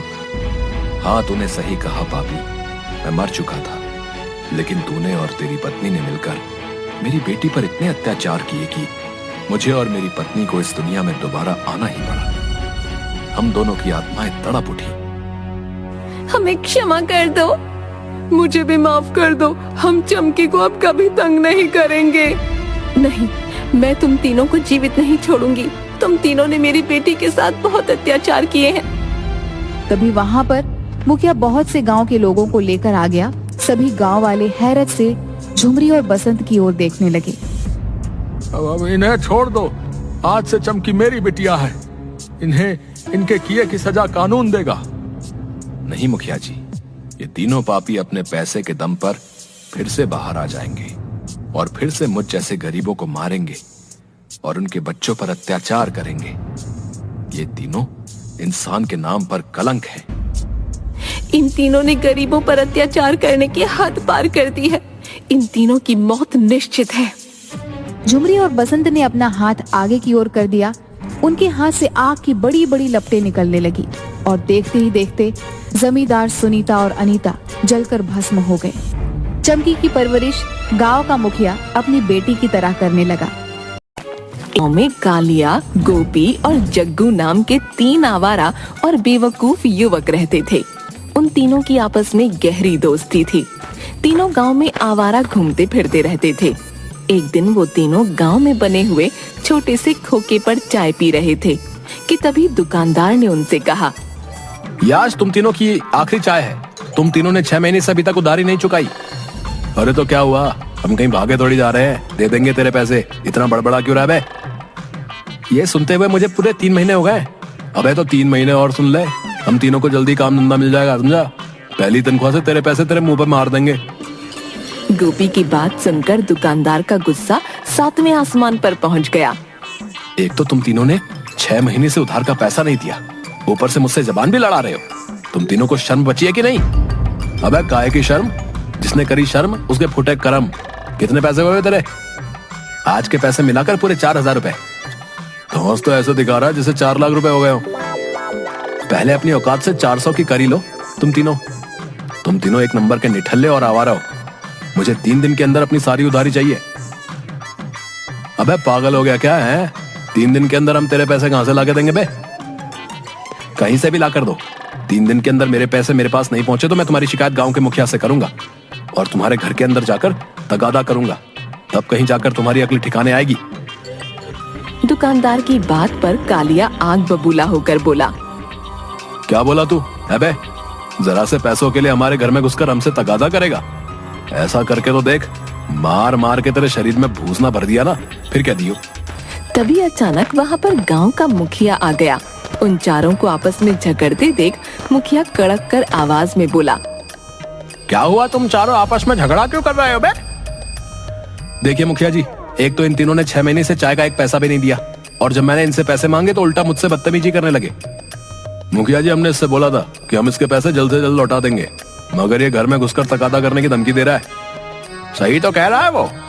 हमें थोड़ा सा वक्त चाहिए मुखिया जी। ये हमसे बोल रहा है कि 3 दिन के अंदर पैसे चाहिए। भला हम 3 दिन के अंदर पैसे कहां से ला कर देंगे? इसकी चाय तो तुम खूब मजे से और चटकारे ले लेकर पीते हो बे, और पैसे देने के नाम पर बोल रहे हो कि कहां से ला कर देंगे।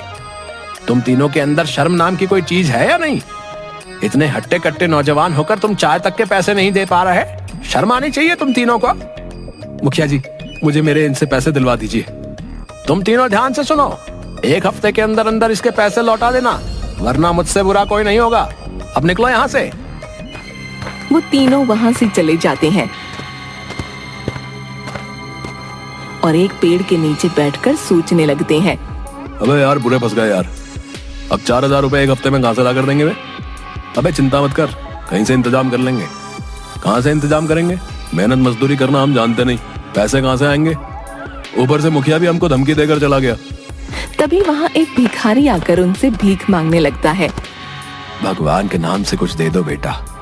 जाओ बाबा, माफ करो, भगवान के नाम पर कुछ दे दो, 1 रुपया ही दे दो। अरे हमारे पास एक फूटी कौड़ी भी नहीं है, बोला ना जाओ जाकर कहीं और से मांगो। उन तीनों की बात सुनकर भिखारी को गुस्सा आ जाता है। ऐसा लगता है जैसे कि तुम तीनों मुझसे भी ज्यादा गए गुजरे हो। ये लो, मेरी तरफ से 5 रुपया तुम रख लो। उसकी बात सुनकर वो तीनों गुस्से से आग बबूला हो जाते हैं। अबे तेरा दिमाग तो ठीक है? अबे क्या तू हमें अपनी तरह भिखारी समझ रहा है बे? हाँ, क्या? क्योंकि तुम्हारी हालत तो मुझसे भी ज्यादा बदतर दिखाई दे रही है। हम तीनों के पास कोई काम धंधा नहीं है, समझा? इसलिए हम यहाँ पर फालतू बैठे हैं। तुम तीनों के मतलब का बस एक ही काम है, तुम भी भीख मांगना शुरू कर दो। लेकिन याद रखना, तुम्हें कोई भीख भी नहीं देगा, क्योंकि भीख भी देखकर दी जाती है। और तुम तीनों तो हट्टे कट्टे मुस्तंडे हुए हो, लानत है तुम पर। ये कहकर भिखारी वहाँ से चला गया। अरे यार, अब तो भिखारी भी हम लोगों के मुंह पर भला बुरा बोलकर जाने लग गए वे, और ऊपर से हमें भीख मांगने की सलाह देकर गया है। जग्गू उन दोनों की बात सुनकर कुछ सोचकर बोला। वैसे कुछ गलत बोलकर नहीं गया, काम बुरा नहीं है। अबे तू पागल हो गया क्या? तू ये कहना चाहता है कि हम सभी भीख मांगे? गांव में हमारी रही सही नाक भी कट जाएगी। तो मैं कब कह रहा हूँ कि गांव में भीख मांगेंगे? दूसरे गांव में जाकर मांगेंगे। मैंने सुना है कि ये भिखारी एक दिन में बहुत कमा लेते हैं। नहीं नहीं, ये काम नहीं करना। मेरी बात तो सुन, सिर्फ 1 हफ्ते की बात है। 1 हफ्ते में इतने तो हम लोग भी पैसे भीख मांग कर जमा कर ही लेंगे कि उस चाय के दुकानदार की उधारी चुका दें, और बोल देंगे कि हम तीनों बाहर बहुत मेहनत मजदूरी करके ये पैसे जमा करके लेकर आए हैं। इससे हमारा गांव में भी नाम हो जाएगा और कोई हमें निठल्ला और निकम्मा भी नहीं कहेगा। जग्गू की बात सुनकर गोपी और कालिया की आंखों में चमक आ गई। लेकिन यार, हम तीनों को भीख देगा कौन? जब हमसे कोई भीख मांगने आता है तो हम उससे खुद बोल देते हैं कि कोई काम धंधा नहीं कर सकता क्या? इसका भी उपाय है मेरे पास। कैसा उपाय? हम तीनों को बस थोड़ी सी एक्टिंग करनी पड़ेगी। हम तीनों में से एक अंधा, एक बहरा, एक गूंगा बन जाएगा। उसके बाद हम तीनों का काम आसान, लोग हम पर तरस खाकर आसानी से भीख भी दे देंगे, समझे?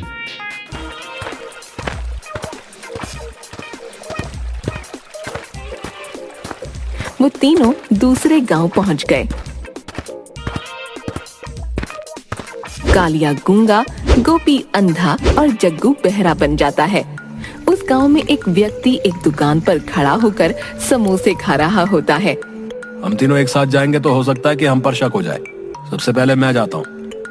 कालिया उस व्यक्ति के पास जाकर गूंगे की एक्टिंग करके भीख मांगने लगा, मगर उस व्यक्ति के पास जाकर कालिया ये भूल गया कि उसे गूंगा बनकर भीख मांगनी थी। भगवान के नाम पर कुछ दे दो बाबा, मैं जन्मजात गूंगा हूँ। कालिया की बात सुनकर वो व्यक्ति बुरी तरह से चौंक गया। अबे जब तू जन्मजात गूंगा है तो फिर बोल कैसे रहा है? कालिया को अचानक ध्यान आया कि उसे तो गूंगे की एक्टिंग करनी थी, और फिर वो अचानक से गूंगे की एक्टिंग करने लगा। जबा जबा चबा, कालिया को देखकर वो व्यक्ति समझ गया कि ये इंसान झूठा है। अबे पागल समझा क्या? साले अट्टा कट्टा होकर गूंगा बन के भीख मांग रहा है वे? मारो भाई, सब इसको मारो।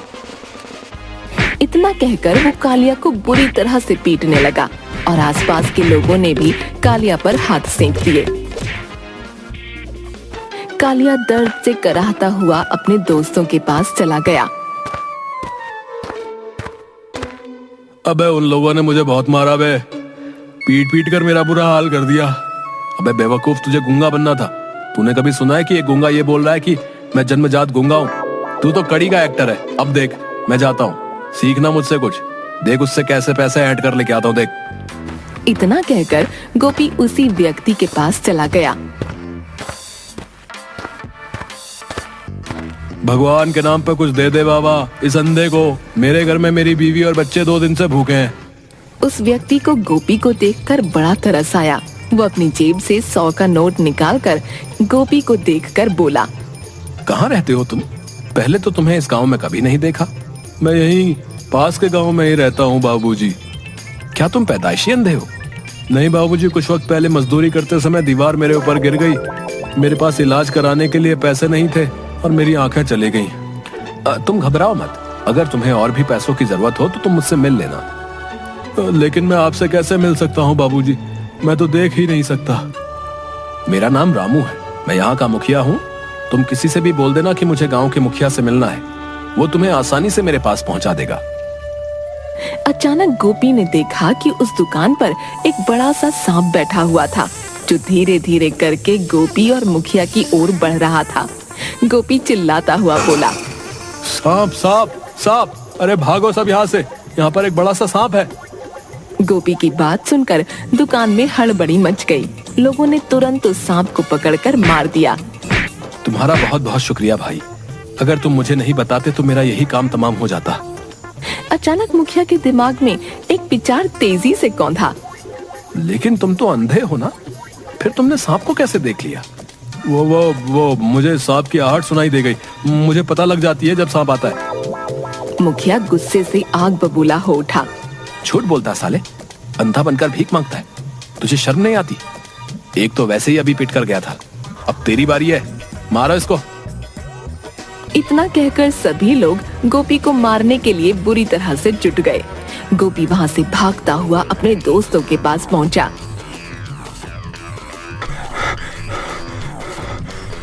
तू तो बड़ी बड़ी डेंगे आंग कर गया था, आ गया मार खाकर। अरे यार, एक्टिंग तो मैंने सही की थी, लेकिन बोलना मेरी मजबूरी थी। अगर नहीं बताता तो वो सांप मुझे भी डस सकता था। तभी जग्गू गुस्से में बोला, अरे तुम दोनों किसी काम के नहीं हो, तुम दोनों कुत्ते की तरह मार खाकर आ गए। तुमसे तो ठीक से एक्टिंग भी नहीं होती। हाँ, तू तो बहुत 30 मार खाए ना, सलमान खान के बाद तो तेरी एक्टिंग का ही नंबर आता है। अब तुम दोनों ध्यान से देखना बे, किस तरह मैं उस गांव के मुखिया को बेवकूफ बनाता हूँ, समझे? रहने दे भाई, मुझे लगता है कि हमें ठिकाना बदल लेना चाहिए। कहीं तो भी अगर पकड़ा गया तो लेने के देने पड़ जाएंगे। मैं तुम लोगों की तरह बेवकूफ नहीं हूँ, बहुत फिल्में देखी है मैंने। मुझे लगता है कालिया सही कह रहा है जग्गू। आज अगर मुंबई चला जाऊंगा तो बड़े से बड़ा रोल मुझे मेरी शक्ल देखकर ही मिल जाएगा, समझे? जाने दे भाई, जाने दे इसको, जाने दे। जा भाई जा। जग्गू बहरा बनकर उसी मुखिया के पास गया। ईश्वर के नाम पे कुछ दे दो बाबा। अभी 2 लोग यहाँ से पिट कर गए। पता नहीं क्यों मुझे तुझ पर भी शक हो रहा है कि तू भी उन्हीं का साथी है। मगर जग्गू उसकी बात पर कुछ नहीं बोला। अबे बहरा है क्या? जग्गू खामोश रहा। भगवान के नाम पर इस बहरे को कुछ दे दो बाबा। समझ गया, जब तू मेरी बात सुनी नहीं रहा था तो इसका मतलब वास्तव में तू बहरा है। मुखिया वही 100 का नोट निकालकर जग्गू को देने लगा कि अचानक दूसरा भिखारी मुखिया के सामने आकर खड़ा हो गया। भगवान के नाम पर कुछ दे दे बाबा। मुखिया उस भिखारी को भी कुछ पैसे देने लगा। तभी उस भिखारी की नजर जग्गू पर पड़ी। वो वही भिखारी था जो कुछ देर पहले उन तीनों दोस्तों को मिला था। मुखिया ने उस भिखारी को देखकर कहा, तू तो यहाँ पर बरसों से भीख मांग रहा है, ले तेरा एक और साथी आ गया। मुखिया की बात सुनकर भिखारी चौंक गया। कौन सा साथी? मैं तो अकेला हूँ। अरे ये देख, ये दूसरा भिखारी है, बेचारा बहरा है, सुन नहीं सकता। पागल हो गए हो क्या मुखिया जी? ये कोई बहरा वहरा नहीं है, ये दूसरे गांव का रहने वाला है, इसके साथ इसके दूसरे निकम्मे साथी भी होंगे जो इसी तरह बिल्कुल हट्टे कट्टे हैं। उस भिखारी की बात सुनकर मुखिया गुस्से से आग बबूला हो गया और उसने एक चांटा जग्गू के कान पर जड़ दिया। इसका मतलब तू भी धोखेबाज है। भिखारी की बात पर जग्गू का गुस्सा भी आसमान पर पहुंच गया। गुस्से में वो ये भी भूल गया कि उसे यहाँ पर बहरे की एक्टिंग करनी थी। झूठ बोल रहा है ये भिखारी। आप किसी से भी पूछ लो, मैं जन्मजात बहरा हूँ। अगर तू जन्मजात बहरा है तो फिर तूने इस भिखारी की बातें कैसे सुन ली बे? मुखिया की बात सुनकर जग्गू वहाँ से भागने लगा। मुखिया ने चिल्लाकर सभी से कहा, पकड़ो इस नौटंकीबाज को, जरूरी अपने उन दो साथियों की ओर भाग रहा होगा। जग्गू भागते हुए अपने दोस्तों के पास पहुंच गया, लेकिन उसके पीछे पीछे सभी गांव वाले पहुंच गए।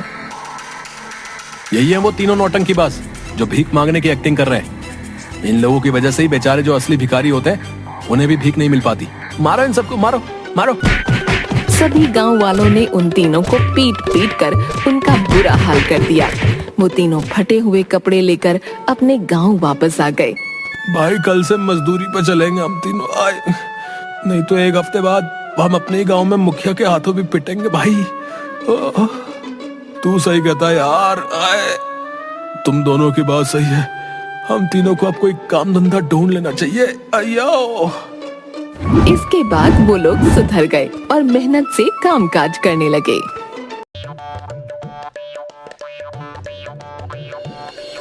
ठीक से लिस्ट देखकर मृत्युलोक से मनुष्यों को लाइएगा। पिछली बार की तरह गड़बड़ मत कर दीजिएगा। गड़बड़ हमसे नहीं, आपसे भी तो हुई थी।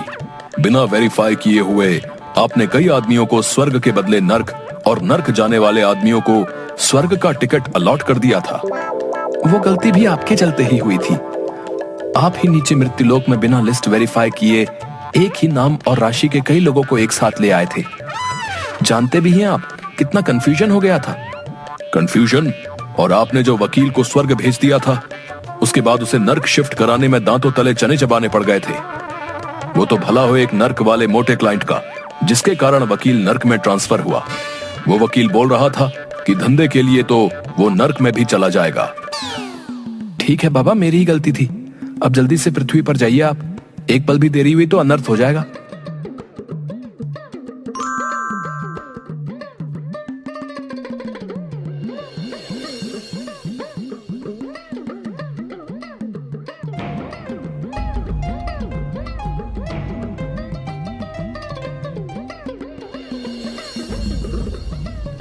बेटा महेश, ये कवि तो अभी कविता सुना रहा है, लेकिन इसकी अभी अकाल मृत्यु है। आओ इसे हार्ट अटैक देकर ले चलते हैं यहाँ से। मंच पर विराजमान अतिथिगण एवं श्रोतागण, वीर रस की एक पंक्ति आप लोगों को समर्पित कर रहा हूँ। अबे तिनके, एक हवा का झोंका आएगा तो न जाने किधर गिरेगा, लेकिन कविता पढ़ेंगे तो वीर रस की ही। वाह रे प्रभु, तेरी लीला तू ही जाने।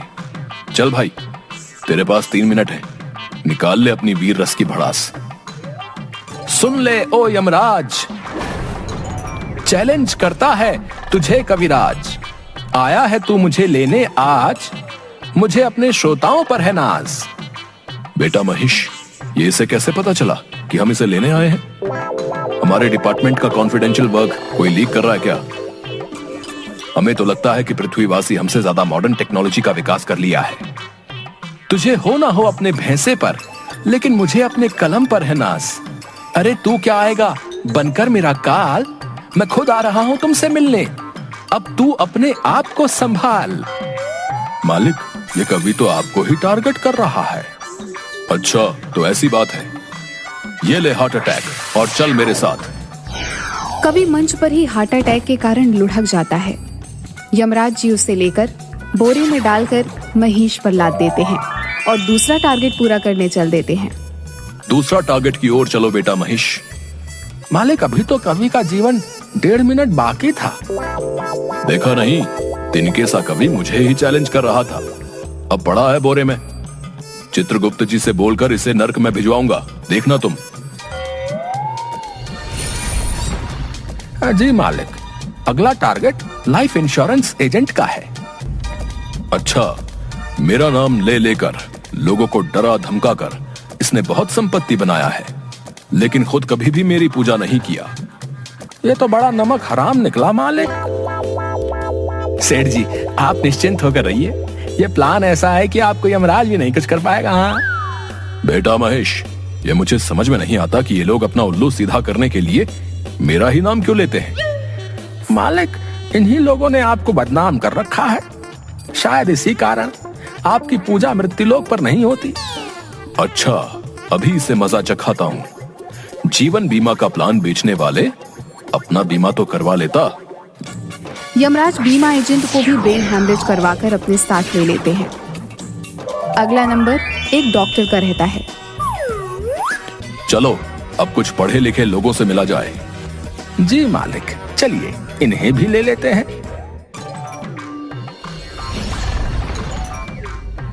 देखो भाई, तुम्हारे पेशेंट की हालत बहुत ही क्रिटिकल है। अगर 24 घंटे के अंदर ऑपरेशन नहीं हुआ तो यमराज ही इसका मालिक है। लेकिन इसको तो मामूली खांसी हो रहा है बस। डॉक्टर तुम हो या मैं? ये खांसी मामूली नहीं है। गले में फंगस, बैक्टीरिया दोनों ने एक साथ अटैक कर दिया है। लेकिन इसके लिए आपने culture test, HIV test, x-ray, CT scan, इतने सारे टेस्ट क्यों लिखवा दिए हैं? इसलिए आप लोगों को कहता हूं, अपने से डॉक्टर बनने की कोशिश नहीं करें। मैं कोई रिस्क नहीं लेना चाहता। क्रिटिकल केस है पेशेंट का। चलिए अब काउंटर पर जाकर 2 लाख रुपया जमा करवाइए और 6-7 लाख रुपए का इंतजाम कर लीजिएगा। अब लेकिन इतना पैसा कहां से लाऊंगा? आप एक बार ठीक से चेकअप कर लीजिए प्लीज। मुझे नहीं लगता कि ऑपरेशन की जरूरत होगी। मैंने अच्छे से चेकअप कर लिया है। जाइए पैसे जमा कर और पैसे का इंतजाम कीजिए। अपने पेशेंट का यमराज नहीं बनिए। देख रहा है ना बेटा महेश, किस तरह इन लोगों ने मेरा नाम बदनाम कर रखा है। इस डॉक्टर को तो अब एक पल भी जिंदा नहीं छोड़ सकता।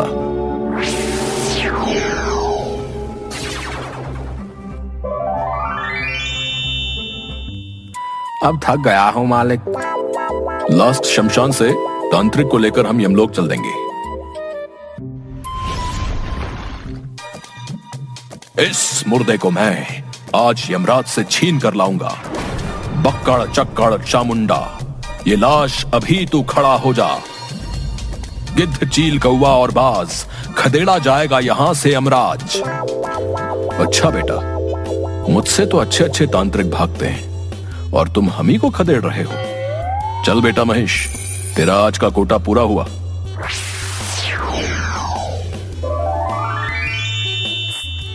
इस तरह यमराज कवि, एजेंट, डॉक्टर और तांत्रिक को लेकर यमलोक चले जाते हैं। लेकिन सब उल्टा पुल्टा हो जाता है। वहां पहुंचते पहुंचते उनका लिस्ट बदल जाता है। पता चलता है कि इन लोगों की जिंदगी अभी बाकी है। जो ओरिजिनल लिस्ट चित्रगुप्त जी ने दी थी, उससे यमराज का लिस्ट एकदम मैच नहीं कर रहा था। किसी तरह इसकी जानकारी उन चारों को लगती है तो चारों स्वर्ग और नर्क के गेट के पास आंदोलन करने लगते हैं।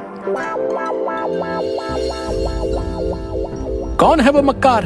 अविलंब करो उसको गिरफ्तार। ज्योति से ज्योति जला देंगे, मारने वाले को मिट्टी में मिला देंगे। ओ कवि भाई, तुम्हें मल्टीविटामिन की जरूरत है, नहीं तो वेटिंग लिस्ट से निकल। यहाँ का कंफर्म लिस्ट में आ जाएगा। देख भाई कवि, तुमसे या जमाने से तेरी हालत छिपी नहीं है। हो सकता है हवा का एक झोंका तेरा अंतिम यात्रा का प्रबंध कर दे। इसलिए मैं तो कहता हूं कि एक अच्छी पॉलिसी हमसे ले लो। तुम तीनों सुन लो, कोई भी जादू टोना, वशीकरण मंत्र, काल, यमराज, बुरी आत्मा तुम्हारा कुछ नहीं बिगाड़ेगा। मेरी असीम शक्ति उन्हें परास्त कर देगी। अगर तुम मुझसे सेवा लेते हो, सेवा चार्ज मात्र 50,000 रुपए। पता तेलिया मसान, ऑपोजिट शमशान। वहीं दूसरी तरफ यमलोक में इसी बात को लेकर बहुत हंगामा चल रहा था कि पिछले कुछ दिनों से ऐसी गड़बड़ी क्यों हो रही है। चित्रगुप्त जी द्वारा बही खाता वहीं पलटने के बाद पता चलता है कि मृत्युलोक के एक अमेरिकी निवासी, जो कि एक सन की वैज्ञानिक है, उसने अपने सुपर कंप्यूटर की मदद से यमलोक के बही खाता को हैक कर दिया है।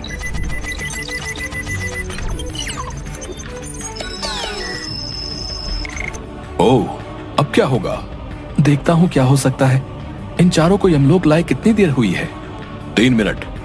पहले बिना समय गवाए इन चारों को मृत्युलोक छोड़कर आइए। अगर किसी ने अंतिम संस्कार कर दिया तो अनर्थ हो जाएगा। यमराज तुरंत उन चारों को लेकर महिष पर लाद कर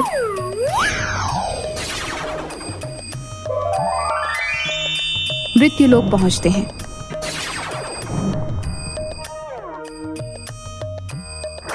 और उन सभी को उनके उनके शरीर में वापस भेज देते हैं। उनके परिजन जो उस समय रो रहे थे, विलाप कर रहे थे, उन्हें वह जिंदा पाकर बहुत खुश होते हैं। यमराज वापस यमलोक पहुंचकर सन की वैज्ञानिक यमलोक के बही खाते के साथ छेड़छाड़ किया है, इसलिए उस सन की वैज्ञानिक को दंड मिलना चाहिए। हम चाहें तो अभी के अभी उस सन की वैज्ञानिक और उसके टेक्नोलॉजी को नष्ट कर दें, लेकिन हमारा हाथ भी सिस्टम से बंधा है। उस सन की वैज्ञानिक को मजा चखाने के लिए आपको पृथ्वीलोक पर जाना होगा। यही ठीक रहेगा। मैं अभी ही अपने महिष को लेकर निकलता हूँ पृथ्वीलोक के लिए। रुकिए, ये नक्शा ले लीजिए ताकि उस वैज्ञानिक को खोजने में आसानी हो। उसका सारा बायोडेटा लिखा हुआ है इसमें। यमराज और महिष दोनों अपना अपना गेटअप चेंज कर लेते हैं। यमराज जी अपना नाम यम्मू और महिष अपना नाम भैंसू रख लेता है।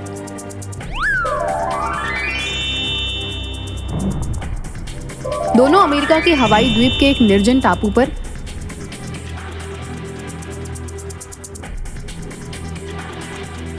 वैज्ञानिक को सबक सिखाने के लिए पहुंचते हैं। सिक्योरिटी से बच बचाकर दोनों वैज्ञानिक के लैब के पास पहुंचते हैं। तभी एक गार्ड उन्हें देख लेता है। यह कौन है वहां? अंदर कैसे आ गए? सिक्योरिटी। हाय भैया, कैसे हो? अरे अरे अरे भाई, तुम भी इंडियन हो का? हाँ भाई, हम हैं यम्मू और यह है महेश। वैसे तुम भारत में कहाँ से हो गार्ड भाई? अरे हम तो बिहार से हैं। वैसे तुम लोग कहाँ से हो भाई?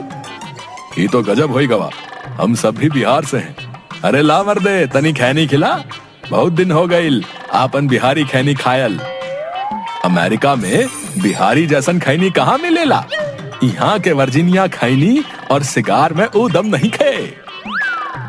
ये बात तो 100% सही बोला रहा कि इहवा के खैनी में उहवा जैसन मजा ना बा। इला काल ही एगो चाचा से मंगाई ले बानी। इला हमार खैनी खा के देख, मर्दे खांटी बिहारी खैनी बा।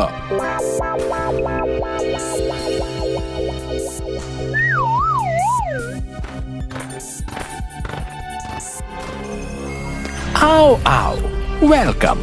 तुम दोनों की एक्टिविटी मैं अपने सुपर स्मार्ट कंप्यूटर पर मेन गेट से ही देख रहा हूँ। जिस तरह से तुम दोनों ने मेरे सिक्योरिटी और गार्ड्स को चकमा दिया है, मैं तुमसे मिलने को और बेचैन हो गया था।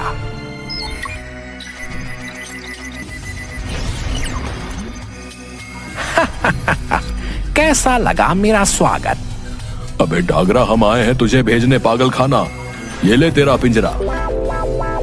ओहो, इंटरेस्टिंग। ये ले, अब बच के दिखा।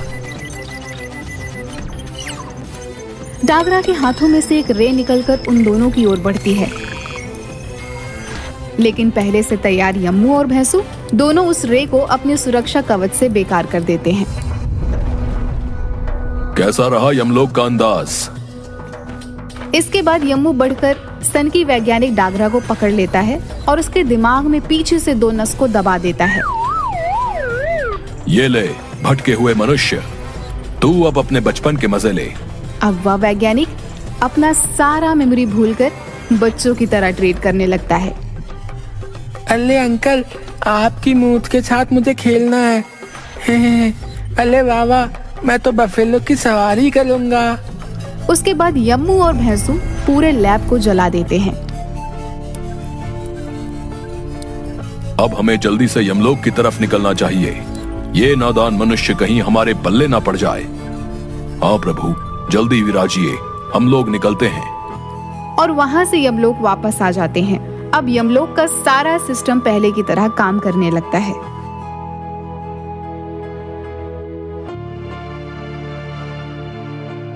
क्यों चित्रगुप्त जी, मानते हो ना कि यम है हम? सब कुछ नॉर्मल करके सिस्टम सही कर दिया।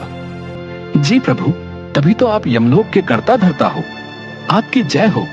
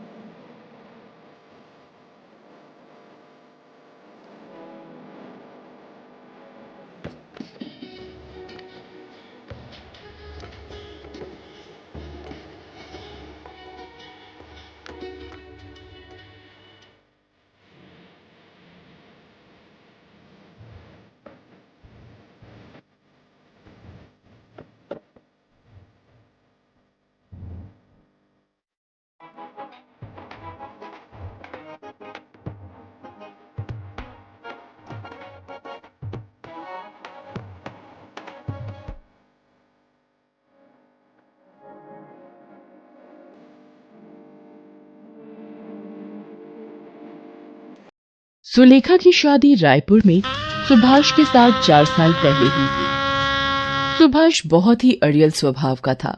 सुभाष हर वक्त सुलेखा को ताने मारता कि 4 साल की शादी में अभी तक एक भी बच्चा उसने पैदा नहीं किया। सुलेखा बहुत दुखी रहने लगी। एक दिन सुभाष सुलेखा को छोड़कर चला गया। सुलेखा को पता चला कि सुभाष दूसरी शादी करके किसी और के साथ रहने लगा है। सुलेखा को कुछ समझ नहीं आया कि इतना बड़ा दुख लेकर वो अपनी माँ के पास कैसे जाए, क्योंकि उसकी बूढ़ी माँ पहले ही बीमार रहती थी। पर सुलेखा के पास कोई और चारा नहीं था। वो अपनी माँ के घर चली जाती है। सुलेखा बेटी, तू अचानक क्या हुआ और दामाद जी नहीं आए? माँ, वो मुझे छोड़कर चले गए। उन्होंने किसी और से शादी कर ली क्योंकि मैं उन्हें बच्चा नहीं दे पाई। सुलेखा रोने लगती है। उसका दुख देखकर जानकी सदमे में रहने लगती है। सुलेखा को 1-2 दिन ही आए हुए होते हैं। अचानक एक दिन काम करते हुए सुलेखा बेहोश हो जाती है। जानकी बराबर में रहने वाले हकीम को बुलाती है। आपकी बेटी मां बनने वाली है, ये पेट से है। क्या हकीम जी, मेरी बेटी मां बनने वाली है? सुलेखा, तू मां बनने वाली है बेटी। मां, मैं क्या करूं? मेरा जीवन एक ऐसे दोराहे पर आकर खड़ा हो गया है जिसमें पीछे मुड़ने का कोई फायदा नहीं। मुझे अब इस बच्चे के लिए खुद जिम्मेदारी संभालनी है। एक गर्भवती मां का प्यार मेरे बच्चे को मां बाप दोनों का प्यार देगा। सुलेखा के साथ जो भी गलत हुआ था वो उसको दोबारा याद नहीं करना चाहती थी। धीरे धीरे दिन बीतने लगे। सुलेखा को पैसों की जरूरत थी, इसलिए वो घरों में चौका बर्तन का काम करने लगी। सारा दिन घरों में काम करके वो थकी हारी घर लौटती थी। गर्भवती होने के कारण उसे काम करने में तकलीफ तो होती थी, पर उसे बच्चे के लिए मेहनत करनी थी। 9 महीने बाद सुलेखा एक बेटे को जन्म देती है। बेटे को देखकर सुलेखा की आंखों में खुशी के आंसू आ जाते हैं। बेटे के जन्म से मानो उसे जीने का सहारा मिल जाता है, पर सुलेखा की मां उम्र और बीमारी के चलते बेटी का साथ नहीं निभा पाती। सुलेखा की मां का देहांत हो जाता है। सुलेखा मां के बिना अधूरी हो गई थी। सुलेखा ने दोबारा काम पर जाना शुरू कर दिया। अब वो बेटे सुमित को भी काम पर साथ ही लेकर जाती। एक दिन, सुलेखा, तुम ये छोटे बच्चे के साथ काम पर आती हो, सारा ध्यान तो तुम्हारा इसकी देखभाल में ही लगा रहता है। ऐसे तो तुम कोई काम नहीं कर पाओगी। तुम अपना हिसाब कर लो, कल से काम पर मत आना। अब मैं क्या करूं? मेरे सारे घर धीरे धीरे छूट गए, पैसे भी खत्म हो गए। मुन्ना रो मत, मैं तेरे लिए अभी दूध लाऊंगी। सुलेखा बेटे को लेकर दूध लेने चली जाती है। भैया, थोड़ा सा दूध मिलेगा? मेरा बच्चा बहुत भूखा है। मुफ्त में तो मैं तुझे दूध नहीं दूंगा। हाँ, एक काम कर, वो जो दूध के बड़े डिब्बे रखे हैं ना, हाँ, वो सारे डिब्बे अच्छे से धो दे और बदले में अपने बच्चे के लिए दूध ले जा। सुलेखा सारे डिब्बे धो देती है और अपने बेटे सुमित को दूध पिलाती है। मुश्किल भरे दिनों में भी एक माँ ने अपना साहस नहीं खोया था। एक रात जब सुलेखा अपनी झुग्गी में सो रही होती है। अरे उठो उठो, सब बस्ती में आग लग गई है, झुग्गियों से बाहर आओ सब। अरे जल्दी उठो।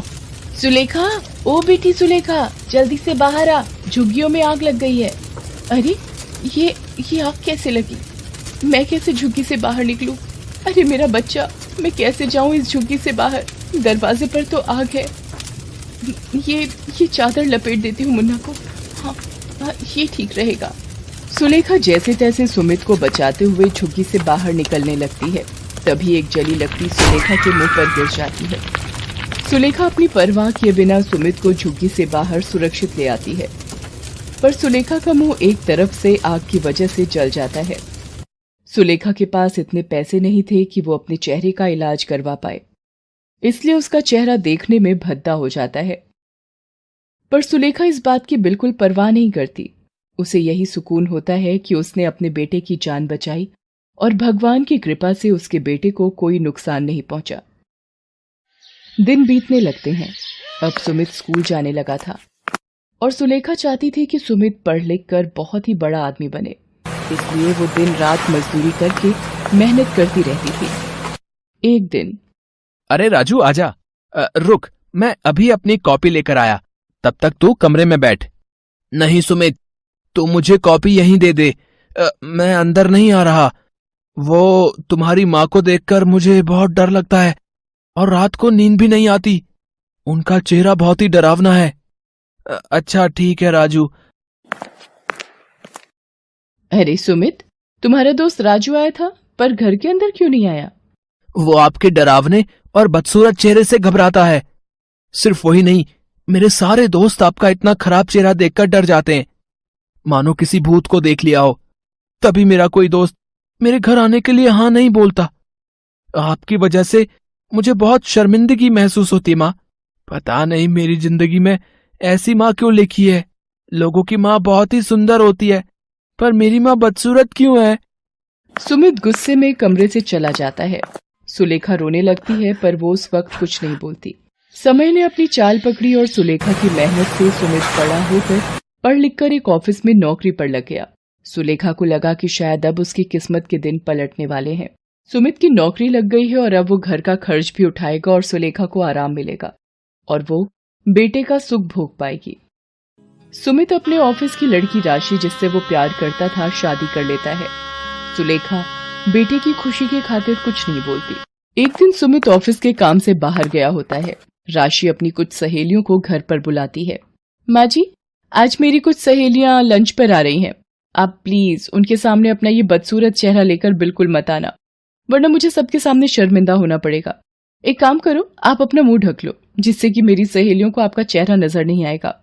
आप जल्दी से सारा लंच बनाकर रख दो, तब तक मैं तैयार होकर आती हूँ। मेरी सहेलियां आने ही वाली होंगी। बेचारी सुलेखा कुछ नहीं बोलती और उदास मन से रसोई में खाना बनाने चली जाती है।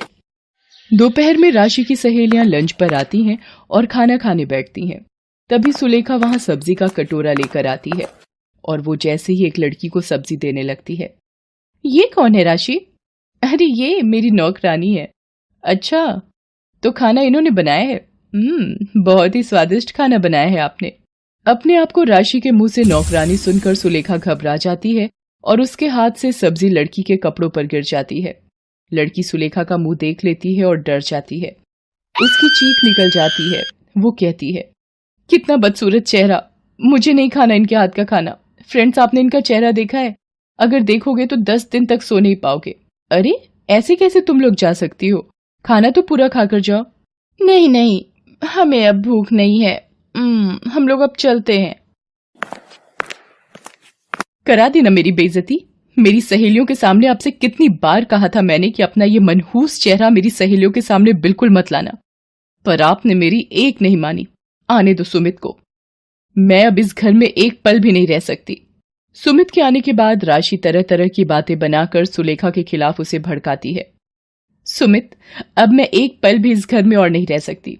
अगर तुमने अलग रहने का फैसला नहीं लिया तो मैं तुम्हें छोड़कर अपने मम्मी पापा के घर चली जाऊंगी। माँ, हम और अब आपके साथ नहीं रह सकते। हमारा भी अपना जीवन है, हमारा भी अपना अलग परिवार बनेगा। जब हमारे बच्चे होंगे और आपका ये बदसूरत चेहरा देखेंगे तो शायद वो भी शर्मिंदा होंगे। इसलिए यही सही रहेगा कि हम आपसे दूर हो जाएं। मैं राशि को लेकर जा रहा हूं, हम आज से अलग रहेंगे। पर सुमित बेटा, मैं तुम्हारे बिना कैसे रहूंगी? मेरा तो जीवन ही तुमसे है बेटा। मेरी तो हर सुबह हर शाम तुम्हें देखकर ही होती है। तुम्हारे बिना मैं जिंदा नहीं रह पाऊंगी मेरे बेटे, मुझे छोड़कर मत जाओ। सुमित सुलेखा की बात को नहीं मानता और राशि के साथ अलग घर में रहने चला जाता है। सुलेखा सुमित के जाने से बहुत दुखी हो जाती है। सुमित के बिना जीवन काटना सुलेखा के लिए एक सजा थी। एक सुमित ही तो था जो उसके जीने की आस था। सुमित के जाने के दुख से सुलेखा बीमार रहने लगी। उधर सुमित राशि के साथ दूसरे घर में रहने लगता है। एक दिन सुमित ऑफिस में होता है, तभी उसे अचानक हार्ट अटैक आ जाता है। उसके मुंह से माँ शब्द निकलता है। माँ, बहुत दर्द, माँ। सुलेखा सुमित के गम में बेहोशी की हालत में उसे याद कर रही थी। पड़ोस की श्यामा मौसी उसके साथ बैठी थी। ऐसा लग रहा है जैसे मेरे बेटे ने मुझे पुकारा हो, जैसे वो किसी तकलीफ में हो। मैं आ रही हूँ मेरे बेटे, तू चिंता मत कर, मैं आ रही हूँ। क्या हुआ सुलेखा? अरे ये तो बेहोशी की हालत में हो रही है और तेज बुखार भी है, लगता है इसे अस्पताल ले जाना होगा। श्यामा मौसी कुछ लोगों की मदद से सुलेखा को अस्पताल ले जाती हैं। वहां डॉक्टर सुलेखा का चेकअप करता है। तभी एक नर्स वहां आती है। डॉक्टर, एक इमरजेंसी केस आया है। कोई मिस्टर सुमित है, उनकी वाइफ मिसेस राशि उनके साथ है। मेरा बच्चा सुमित? डॉक्टर, पहले आप उन्हें देखो, मेरी चिंता मत करो। डॉक्टर सुमित को देखने लगता है। वो राशि से कहता है, देखिए, हमें जल्दी ही एक हार्ट की जरूरत है। इनका हार्ट पूरी तरह से डैमेज हो रहा है। अगर इनका हार्ट नहीं बदला गया तो इनकी जान भी जा सकती है। राशि रोने लगती है। सुलेखा उसे रोता हुआ देख लेती है। वो नर्स से कहकर राशि को अपने पास बुलाती है। राशि, रो मत बहू, मेरे होते हुए मेरे बच्चे पर आंच भी नहीं आ सकती, तुम चिंता मत करो। माँ जी, कहाँ से नया दिल मिलेगा? कौन देगा इतनी जल्दी? अगर सुमित को कुछ हो गया तो मैं जिंदा नहीं रह पाऊंगी माँ जी। राशि रोते हुए सुमित के पास चली जाती है। सुमित की तबीयत का सुनकर सुलेखा की तबीयत बिगड़ने लगती है। उसकी सांस फूलने लगती है। वो डॉक्टर से कहती है, डॉक्टर, मुझे पता है मैं अब नहीं बचूंगी। आप मेरा एक काम करना, मेरा ये दिल मेरे बच्चे को दे दो। मेरे सुमित को बचा लो डॉक्टर, मेरे सुमित को बचा लो। सुमित को होश आ जाता है। डॉक्टर उसे कहता है, ओह गुड मिस्टर सुमित, अब कैसा फील कर रहे हैं आप?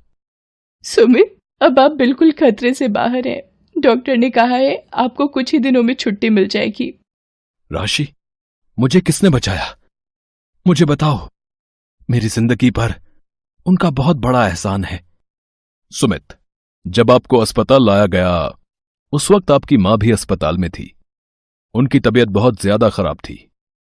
उन्होंने जब आपके बारे में सुना, आज जो दिल आपके अंदर धड़क रहा है वो आपकी मां जी का है। मां, इतना बड़ा बलिदान मुझ पापी के लिए क्यों मां, क्यों? मुझे माफी मांगने का हक भी नहीं दिया मां। मेरी जिंदगी बचाने के लिए तुमने अपनी पूरी जिंदगी लगा दी मां। मुझे माफ कर दो मां, मुझे माफ कर दो। सुमित बेटा, तुम अपनी मां के बलिदानों का कर्ज जीवन भर नहीं चुका सकते। तुम अपनी मां के जिस चेहरे को बदसूरत कहते थे, उस चेहरे पर जले का निशान बचपन में तुम्हें आग से बचाते हुए सुलेखा को मिला था। वो खुद आग की चपेट में आ गई थी, पर तुम्हारी मां ने तुम्हें कुछ नहीं होने दिया। सुमित श्यामा मौसी की बात सुनकर बहुत रोता है। राशि भी अपने किए पर बहुत दुखी थी। सुमित गंगा घाट पर मां की अस्थियों को प्रवाहित करता है और हाथ जोड़कर क्षमा मांगता है। सुलेखा ने एक बात ये साबित कर दी थी कि एक मां का कर्ज बच्चे आजीवन नहीं चुका सकते।